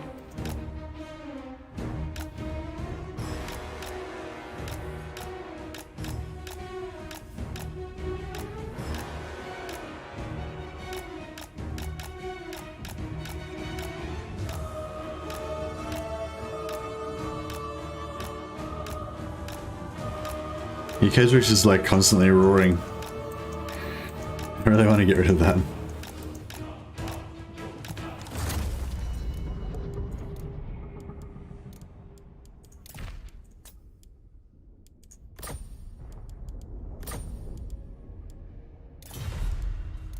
Yeah, I just like, see there's Khazrak, he looks fine. He's 2D now.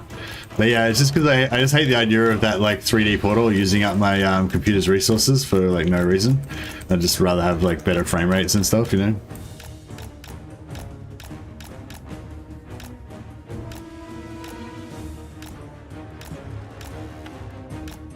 Hope we get 360 cities in Warhammer. Yeah, I don't know, we might, I guess. They said they're doing a siege rework, but like, would they be reworking like every single siege map in the game? You know, I don't know. I feel like the most efficient way for them to do it would be to keep the sieges pretty much as they are, but just change the rules of them, like change some stuff, like make it so you can build barricades and maybe change a little bit of the map layout a bit or something. You know, so just so they can get like take this existing siege map exactly as it is now and just like edit it a little bit to change the layout of some things or whatever. That way they can just do every map in the game without like spending too much resources on it. Whereas I think if they have to completely remake every single siege map in the game, you know, that might not be super awesome. Siege in a keep, yeah, in a keep would be cool.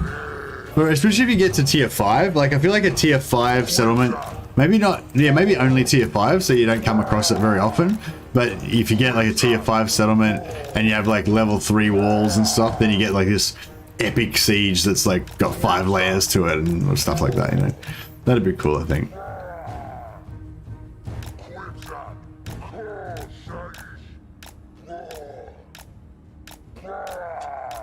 I get what you mean about having actual beastmen in there. There's something in my brain where I don't like to mix minotaurs and gores in my army. Khazrak's for gores, Malagor and Taurox for minos. Yeah, no, that sounds good. Yeah, yeah, that's sort of how I feel it too. Like, I feel like I mean, you could have like a band of minotaur, like one unit of minotaurs, maybe in a normal wargore horde. Or you could have like a couple of individual gorbals, maybe in a wargore horde.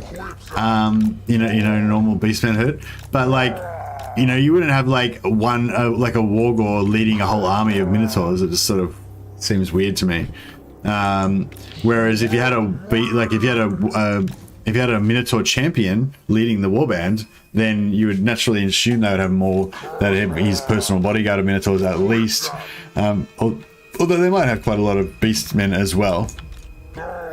Races against beastmen, yeah. They're cool, but they don't mix with minotaurs. They look different. That's right. We should discriminate against beastmen on their looks. All right. I think it's time we do it. Beastmen. Taurox. Angos. Quo.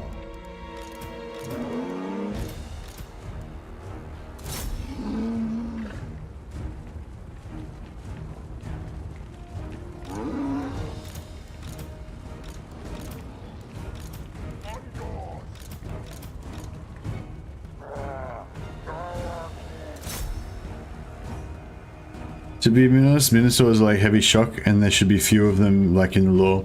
Yeah, I feel like they should be rare, yeah. I feel like it's only if you have a Doom Bull as a lord that you should maybe have a larger contingent of Minotaurs, but even then, like, probably not a whole army of them. But I don't know, it's like sometimes, yeah, I don't know, it just depends on the mood, I guess. Like, sometimes I like to go for more thematic armies, but sometimes I like to go for sort of like special themed armies, like, you know, like my dwarf Roman legions, you know, or my dwarf space marines, or my like high elven Jedi armies and stuff like that, you know, where it's not like based on the Warhammer lore, it's like my own kind of whatever, like just weird idea that I've got or whatever. And then I'll suspend my, you know, it's not really about the lore, it's just about like creating something fun.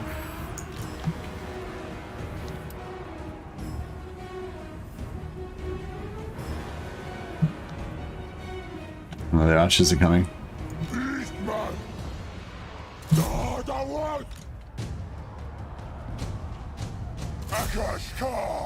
Should have the doors popped soon. Yeah.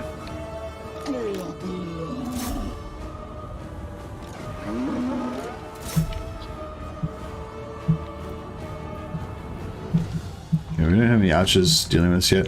This is kind of good, even though we didn't waste the ammo of these archers, they're kind of just milling around the entryway there, so we don't have to worry too much about them.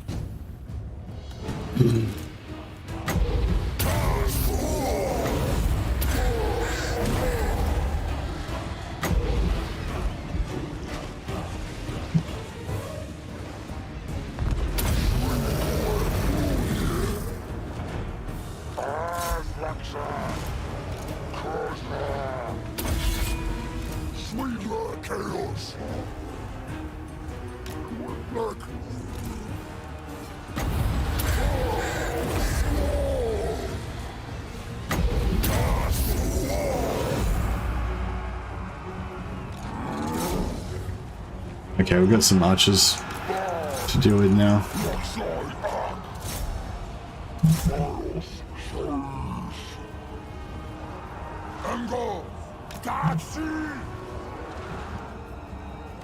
Did you say taxi? It's like Ungor's drunk on tentacle booze. Taxi. I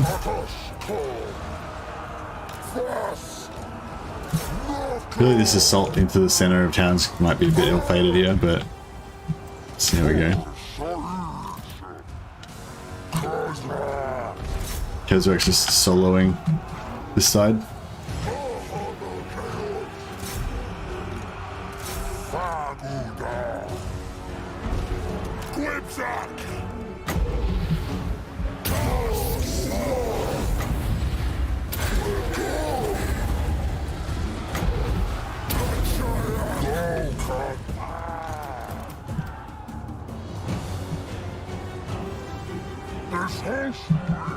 I'm gonna just get in there and start like shooting everything. What are these guys shooting at?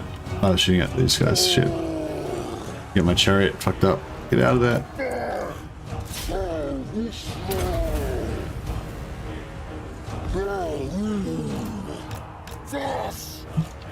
Alright, we gotta go and rescue my chariot. Send these guys in. Let's just have a big mosh pit in here and see what we can do with that. Go the old mosh pit method. Hopefully these guys can finish this off and get over there fairly soon.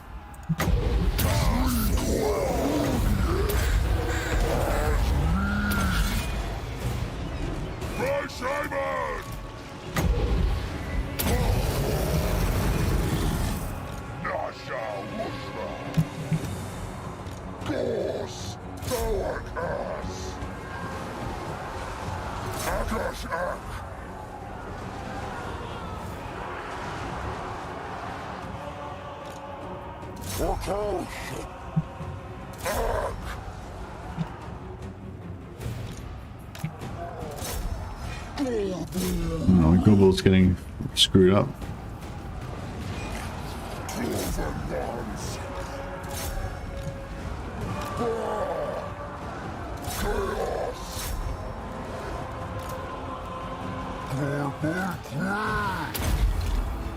Hey, Jesus.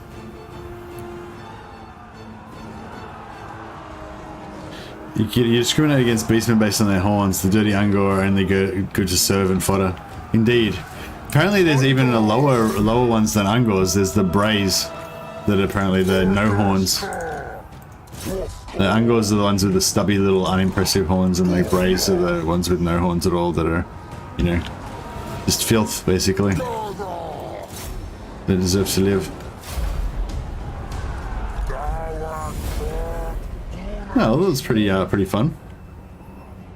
Wasn't too taxing by any means, but yeah. Yeah, our miners with 2 weapons did pretty good work. Just casually kill a few peasants that wandered into them. I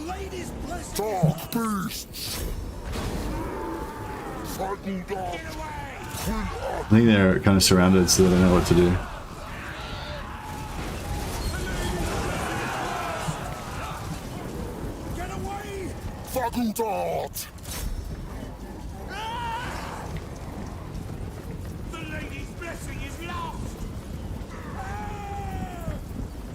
I wonder why they're not running.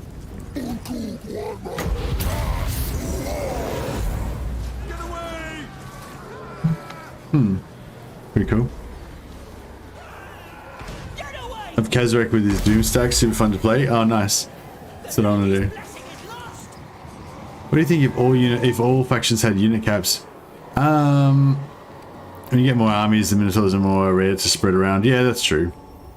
And 1 Minotaur for each army, with each army for siege taker. Yeah, that could be good.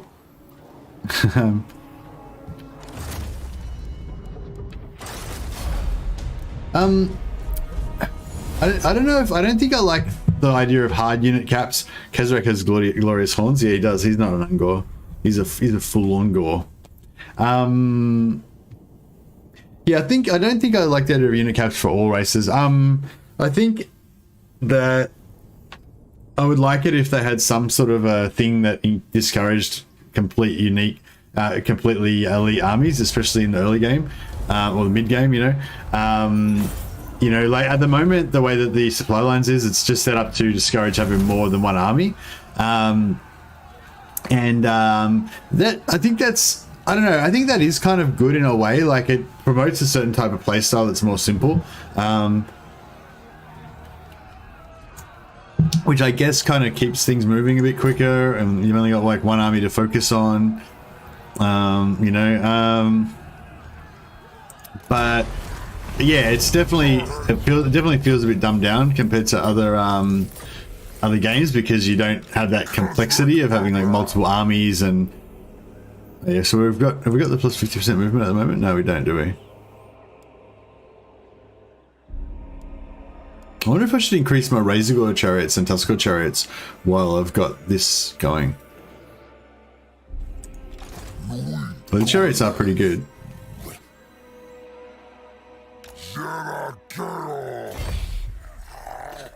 We'll have soft unit caps tied to buildings. You need to keep low tier units relevant. For example, greatsword cap per tier 3 barracks. Yeah, that'd be pretty cool.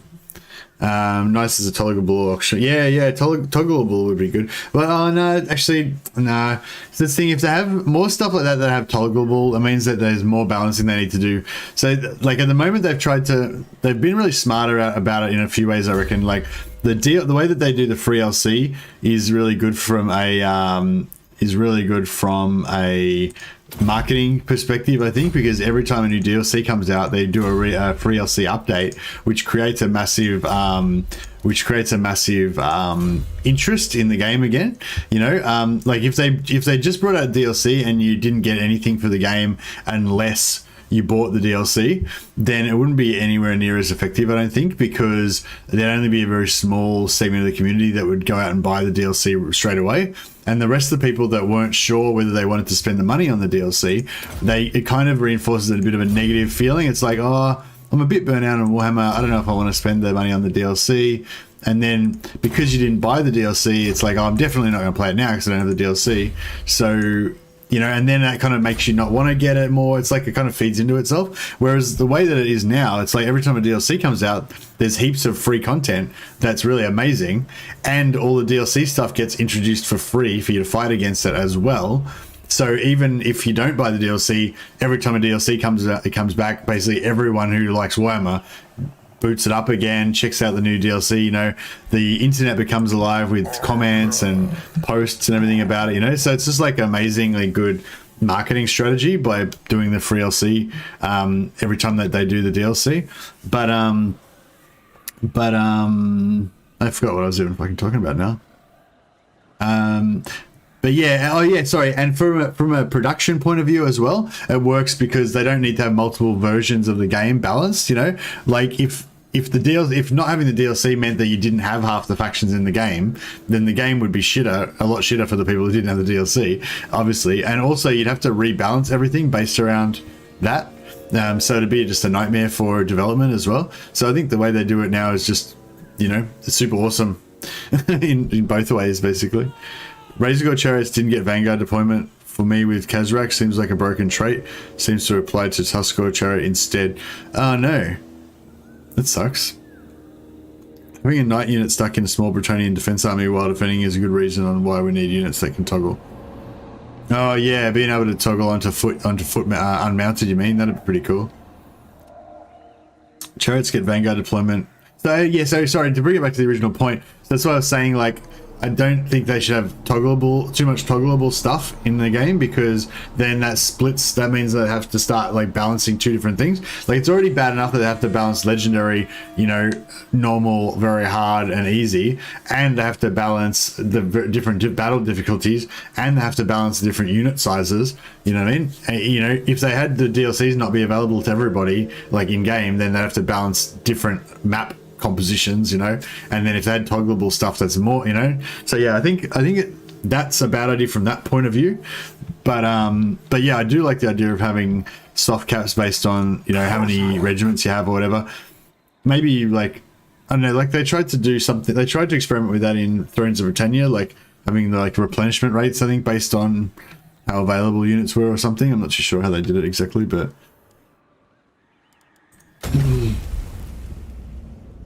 Tuskor Chariots. So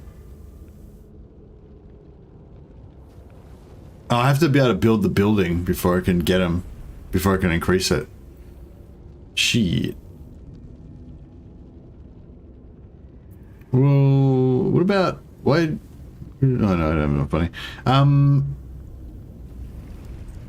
Is it worth building the building? How much money we got?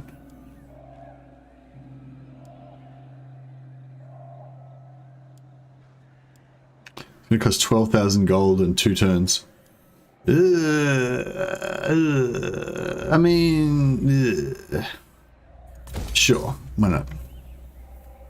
Hey Saragoth, you're late today but reporting for duty nonetheless. Oh, that's alright, man.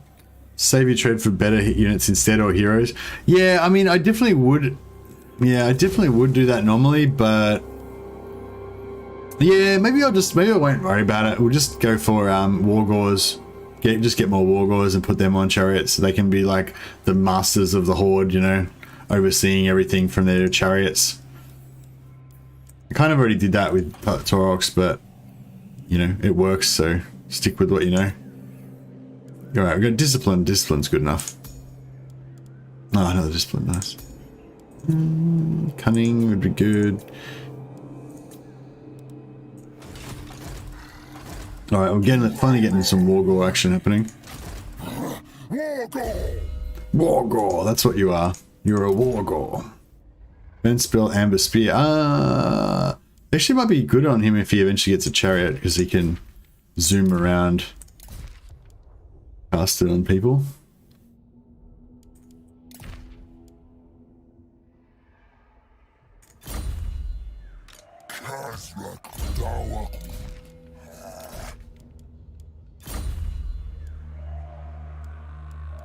Cool.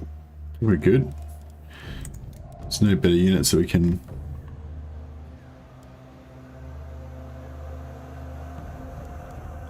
hire. Have to get your marks of ruination up to raise the unit cap. Oh, do I? Oh, okay. Alright, well, I'll just sack Montfort and Paravon, and then we'll do it. I know, yeah. I hope that not Baston, Alberic isn't gonna raise my redstone. You up, freak. Shit, he's over here now. I will not. Is he gonna? He won't. He doesn't know this is here, does he? Is he gonna come and trash my shit? My garrison. Have I got a garrison? What's the garrison look like? Not in this world. Yeah. Fee tax for that will be able to take him out, I think. My favorite generic lord is the Minotaur one. Yeah, probably. Yeah, that sounds good. Woolgore stack is awesome. Disciplined, cunning, and strategist are the best in my opinion. Strategist doesn't do anything, does it, Raphael? I thought strategist only works when they're on the campaign map.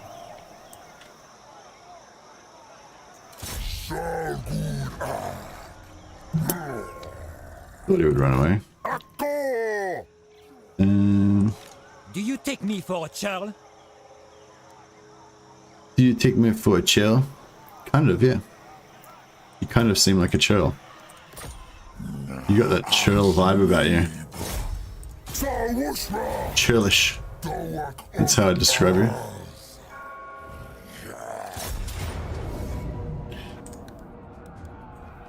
Alright, we're going to amp up our bestigores.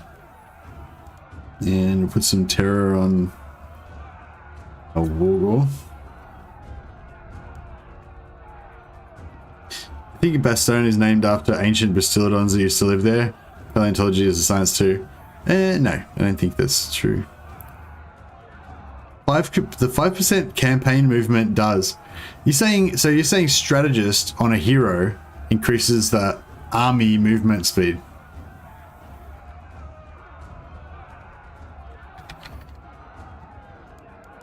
Wow. I have to check this out. That could be a bit of a, not a game changer, but like, yeah, pretty important.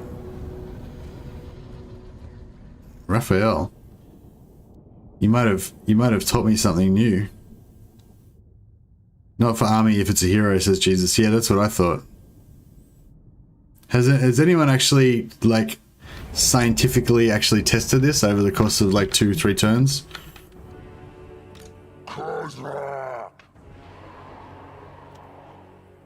Oh, I didn't realize this was going to be an open strategy on hero. Only works for hero outside the army. I think not hero's army. Yeah, well, that's what I thought as well. But I haven't actually like tested it.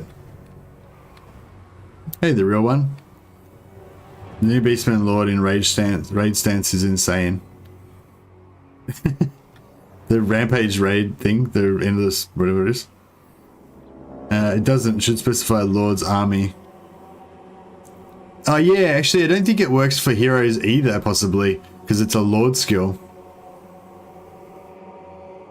Yeah, it might not actually. Yeah, it might not even work for heroes at all, because there's a bunch of those older Lord skills that got put onto heroes, but they didn't actually change the tags to make them work on heroes. So yeah, like Perceptive's like that as well. Perceptive doesn't do anything on heroes. It doesn't give you the magic flying chance anyway. I'm not too keen about this battle actually.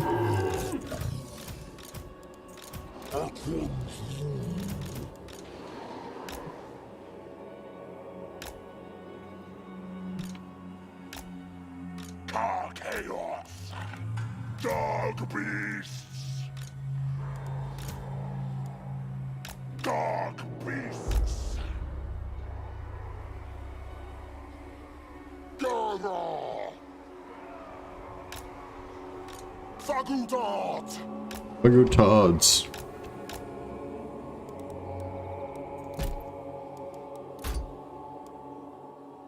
Laugumab. Cartel.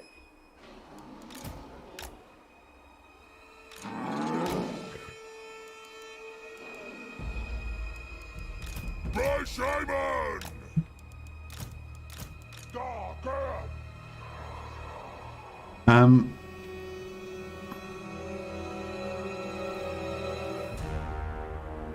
Raphael said, because I tried and Khazrak with 4 strategists had really long movement range.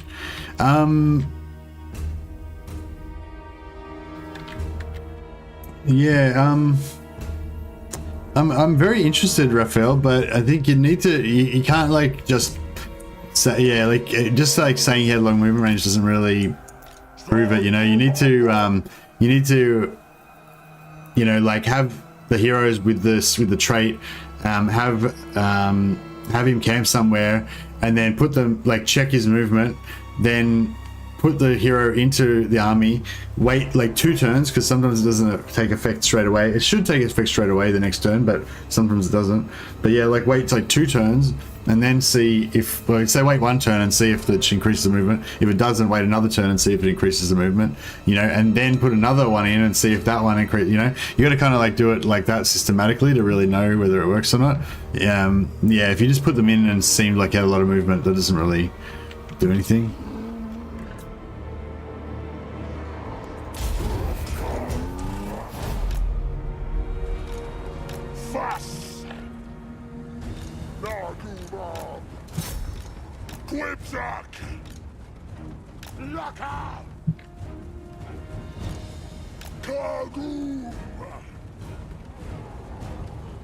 I've got the banner of movement. I got that straight away. I think that's the most important banner to. I think that's the most important item to get as soon as possible, really.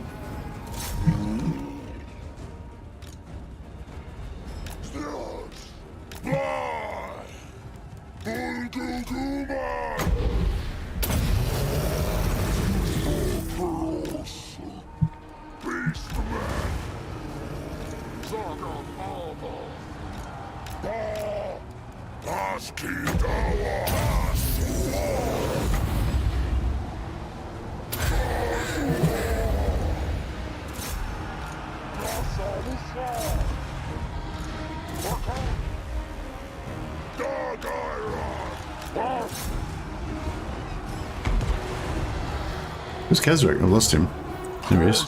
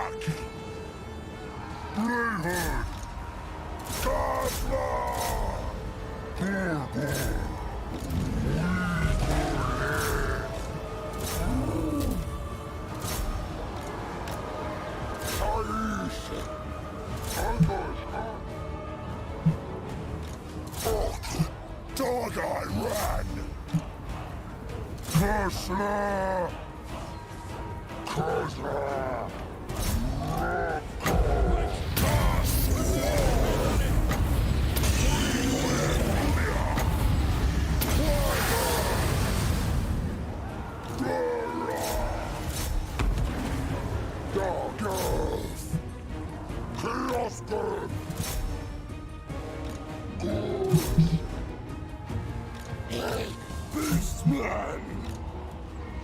CEST! Chaos Death! Burn! Khazrak!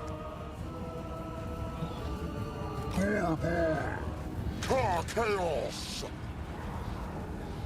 Quill! Please not chaos!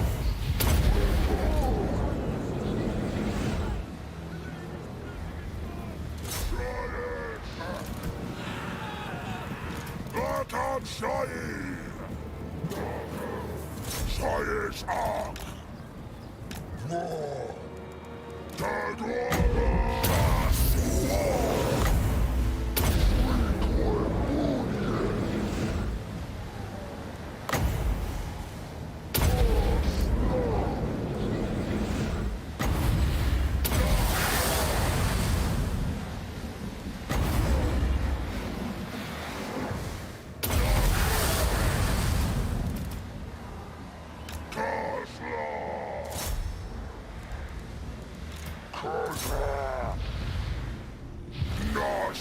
Kill him.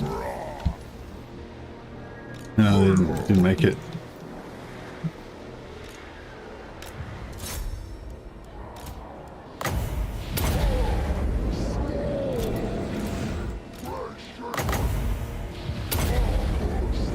Oh yeah, that extended range is actually really good when you're trying to catch somebody with it. Chaos.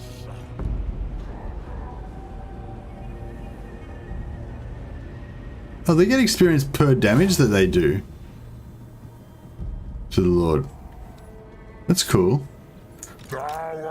Okay, so that's good to know. So every time they're hitting this guy and doing damage to him, they're getting experience. Oh shit, should have got Khazrak onto him.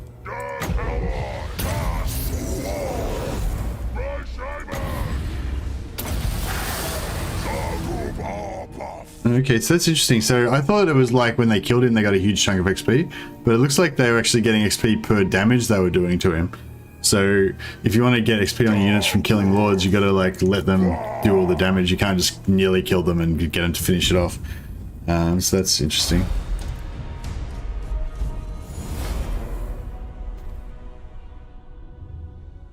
You know what? I'll boot up and check for that for you after my battle with Throg. Oh, that'd be awesome if you wouldn't mind, Raphael. I'd be really interested to find out how that goes. And it's worth it for you as well, because if you've been spending, well, I mean, it's good to prove that it's right if you've been, you know, enjoying that, and also if it's wrong and you've been like wasting your time like recruiting these units, it'd be really good to know. I was really annoyed for ages that I kept recruiting perceptive heroes, or like for every army, and then I found out they weren't actually adding magic find chance at all. So it was like, oh.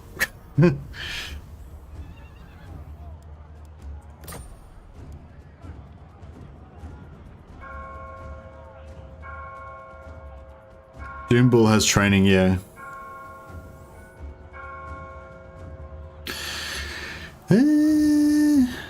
Where's an advance? We might have enough movement to get this guy. Yeah, excellent.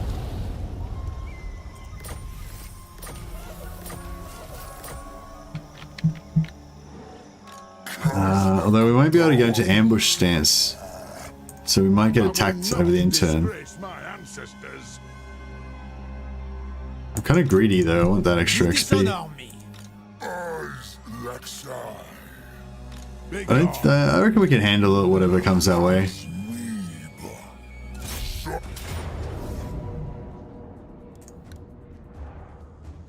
I got an ambush on them. This will be nice. I might just fight this just so I can watch the slaughter. The slaughter and carnage.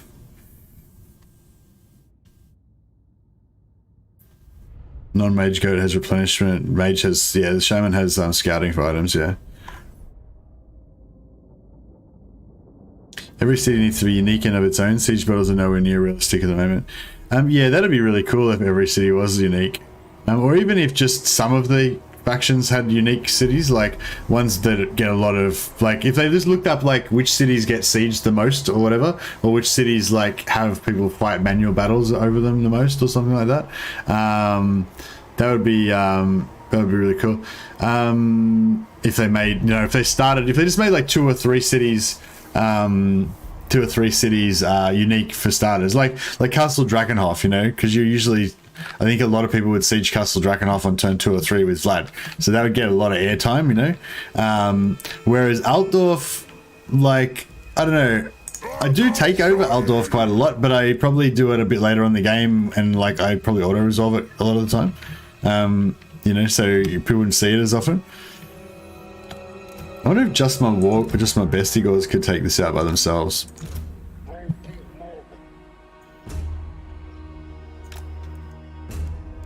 They won't be able to take it out like completely by themselves, obviously, but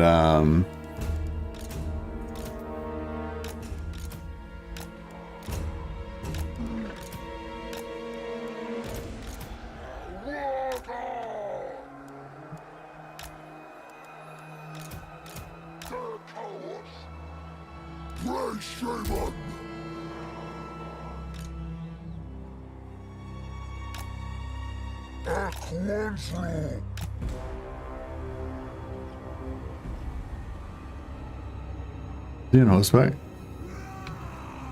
Yeah.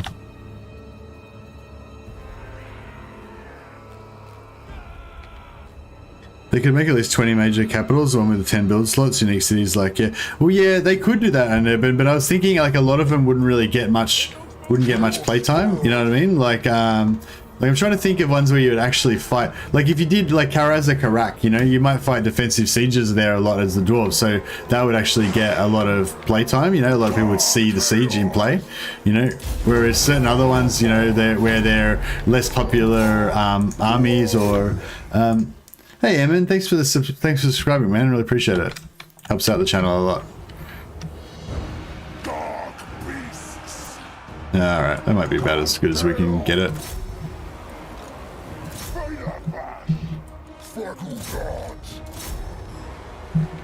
All right, looks like we're doing this.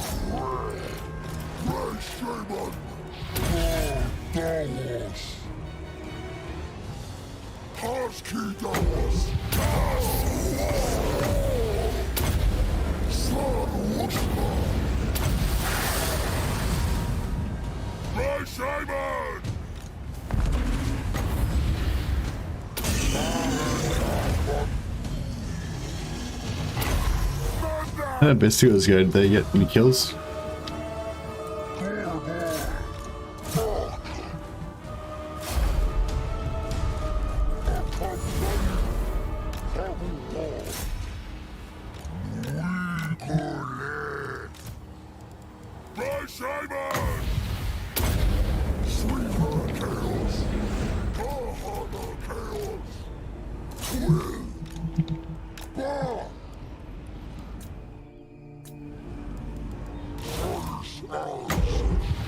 Just keep casting slows on him. Try and slow him down as much as possible. Get my bestigos can catch up to him.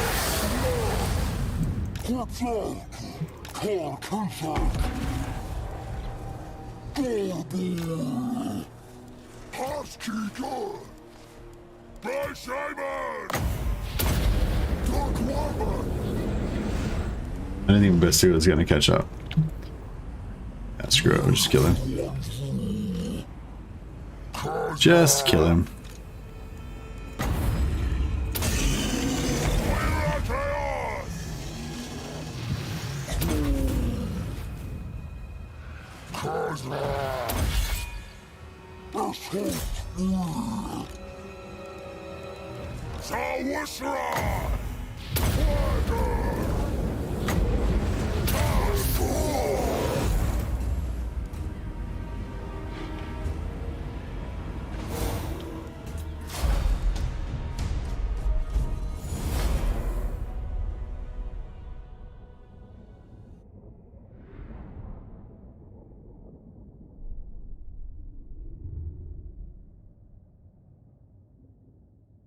Oh yeah, Toy Versus have a unique map, doesn't it?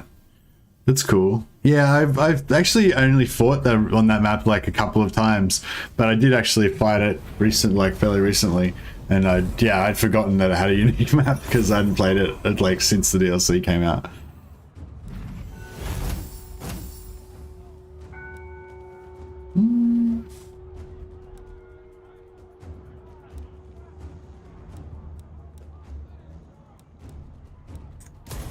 Give it a couple of our bestigors can come back to life.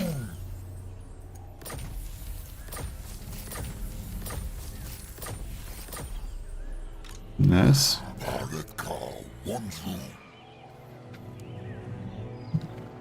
Alright, so do we reckon we can let this go one more turn so we can take Paravon and get a bit more ruination marks?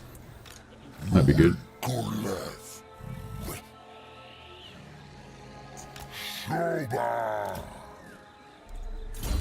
Alright, is there anything here that's going to be good? Oh, should we give him a chariot? He'd be much more powerful than a chariot, but I kind of like him being on melee on ground, but let's do it. Let's chariot him up.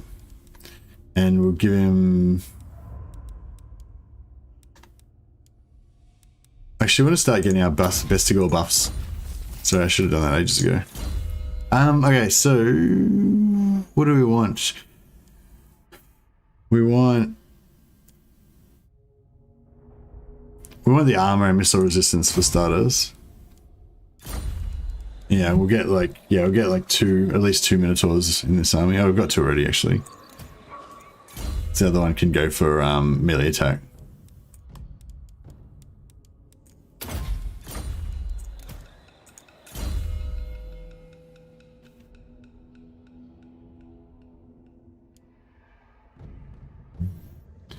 Dreadfleet attacks cities. Yeah, Dreadfleet takes the cities. They take over like Calidor sometimes and stuff. Or what was the south part of your rest maybe. It changes from patch to patch though. Yeah, I'm gonna skip Tuskor chariots just in case they're still bugged. I think they are still bugged. So the Razor Jaw ones are supposed to be better anyway. So I mean, they might not be better at the moment because they're bugged, but.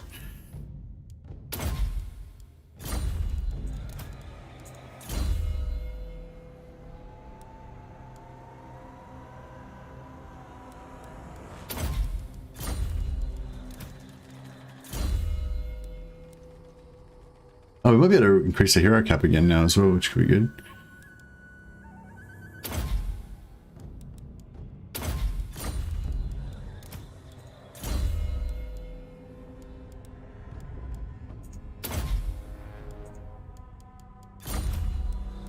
Yeah, I didn't really thought about that before, but yeah, these guys. Oh, I have thought about it before, but yeah, these guys are actually really good chasers because they've got this, which you can put the extended cast range, which gives it 300 meter range, which is pretty huge, and they give plus 10% speed with everyone on the map when they cast this. Yeah, and it's got minus 50% cooldown, so it's pretty short cooldown. Yeah, it's pretty cool. Good chasers. If you could get them on a chariot or flying or something, then it'd be really good. Even though they're bugged, I still prefer them. What do you mean, the Tuskor chariots? Razor has a bigger hitbox, they're easier to hit. They seem to hit harder, better in melee. Yeah, the Tuskors are better in melee than they're supposed to be, apparently. That's why they're bugged. In Mortal Empires, I've seen him take one or two cities, then he gets yeeted. Yeah, I've seen... Yeah, one or two. Yeah, that's pretty much what I've seen. I've never seen Noctilus take over the campaign or anything, but I've definitely seen him take one or two settlements and an Ulth one before he gets smashed. Yeah. Look how much I got this up to 58 now, but I feel like it's bound to get destroyed. But I just wanted to get one more settlement into it. I know it's probably gonna bite me on the ass, but I haven't quite got enough. We'll get one more in a second. All right, hopefully they don't take it out. The dwarves are probably going to attack me over the end turn, I'm guessing.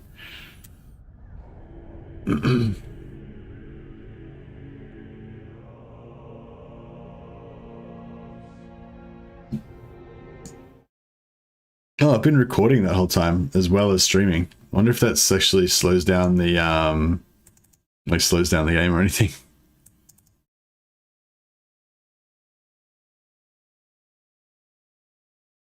I wonder where that went.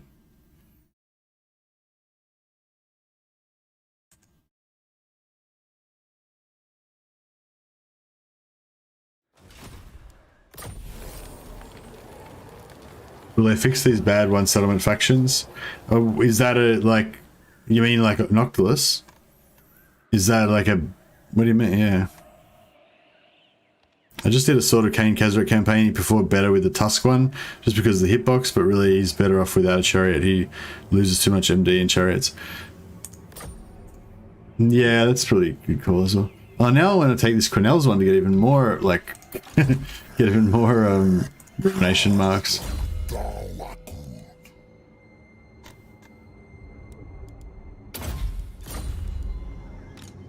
Yeah, I kind of like the idea of him being on foot so that he can, if I'm successful at the ambush, then he shouldn't be able to run away, should he? Yeah, cool.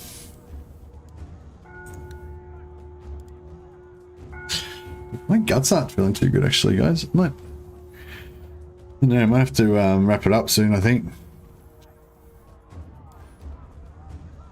Feeling a bit sick.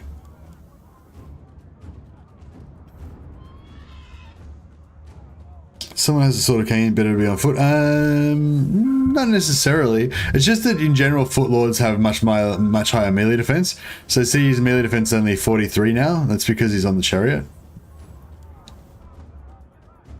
I might just fight it just because otherwise we'll probably get ripped off for the money.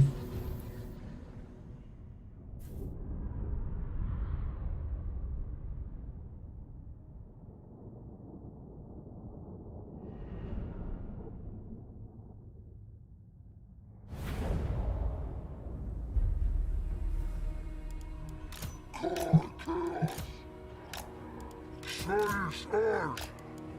Khazrak. Chaos.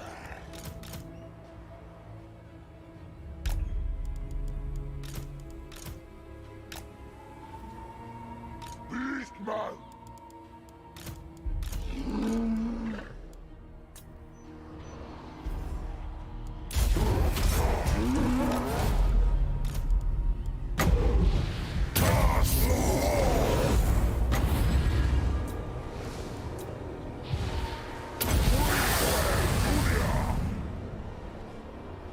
Poor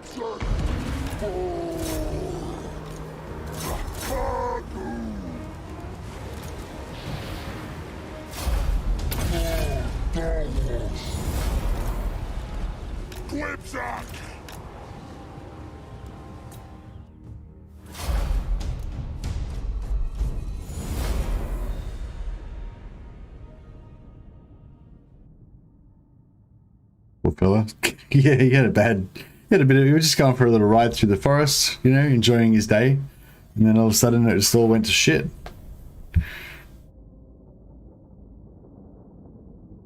Already had Noctilus conquer some part of Ulthuan once, just because the high elves were getting wrecked by Marathi. Yeah, it can work out. It can work out differently. Yeah. Do you know if the normal Beast Lord has any skill changes? No, I don't know. Sorry.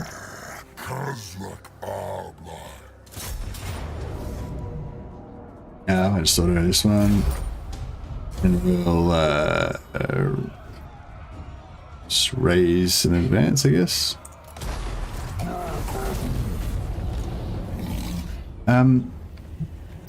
Yeah, man, sorry guys, my guts are really messed up. I'm gonna have to like run to the toilet, I think. I'm good. Yeah, sorry, I got some sort of stomach thing. Sorry, I'm gonna have to wrap it up here, guys. Sorry, the body fails me. Thanks so much, guys. Have a good day, and I'll be alright to stream again tomorrow. I'll catch you then. Sorry to cut this short. Catch you guys.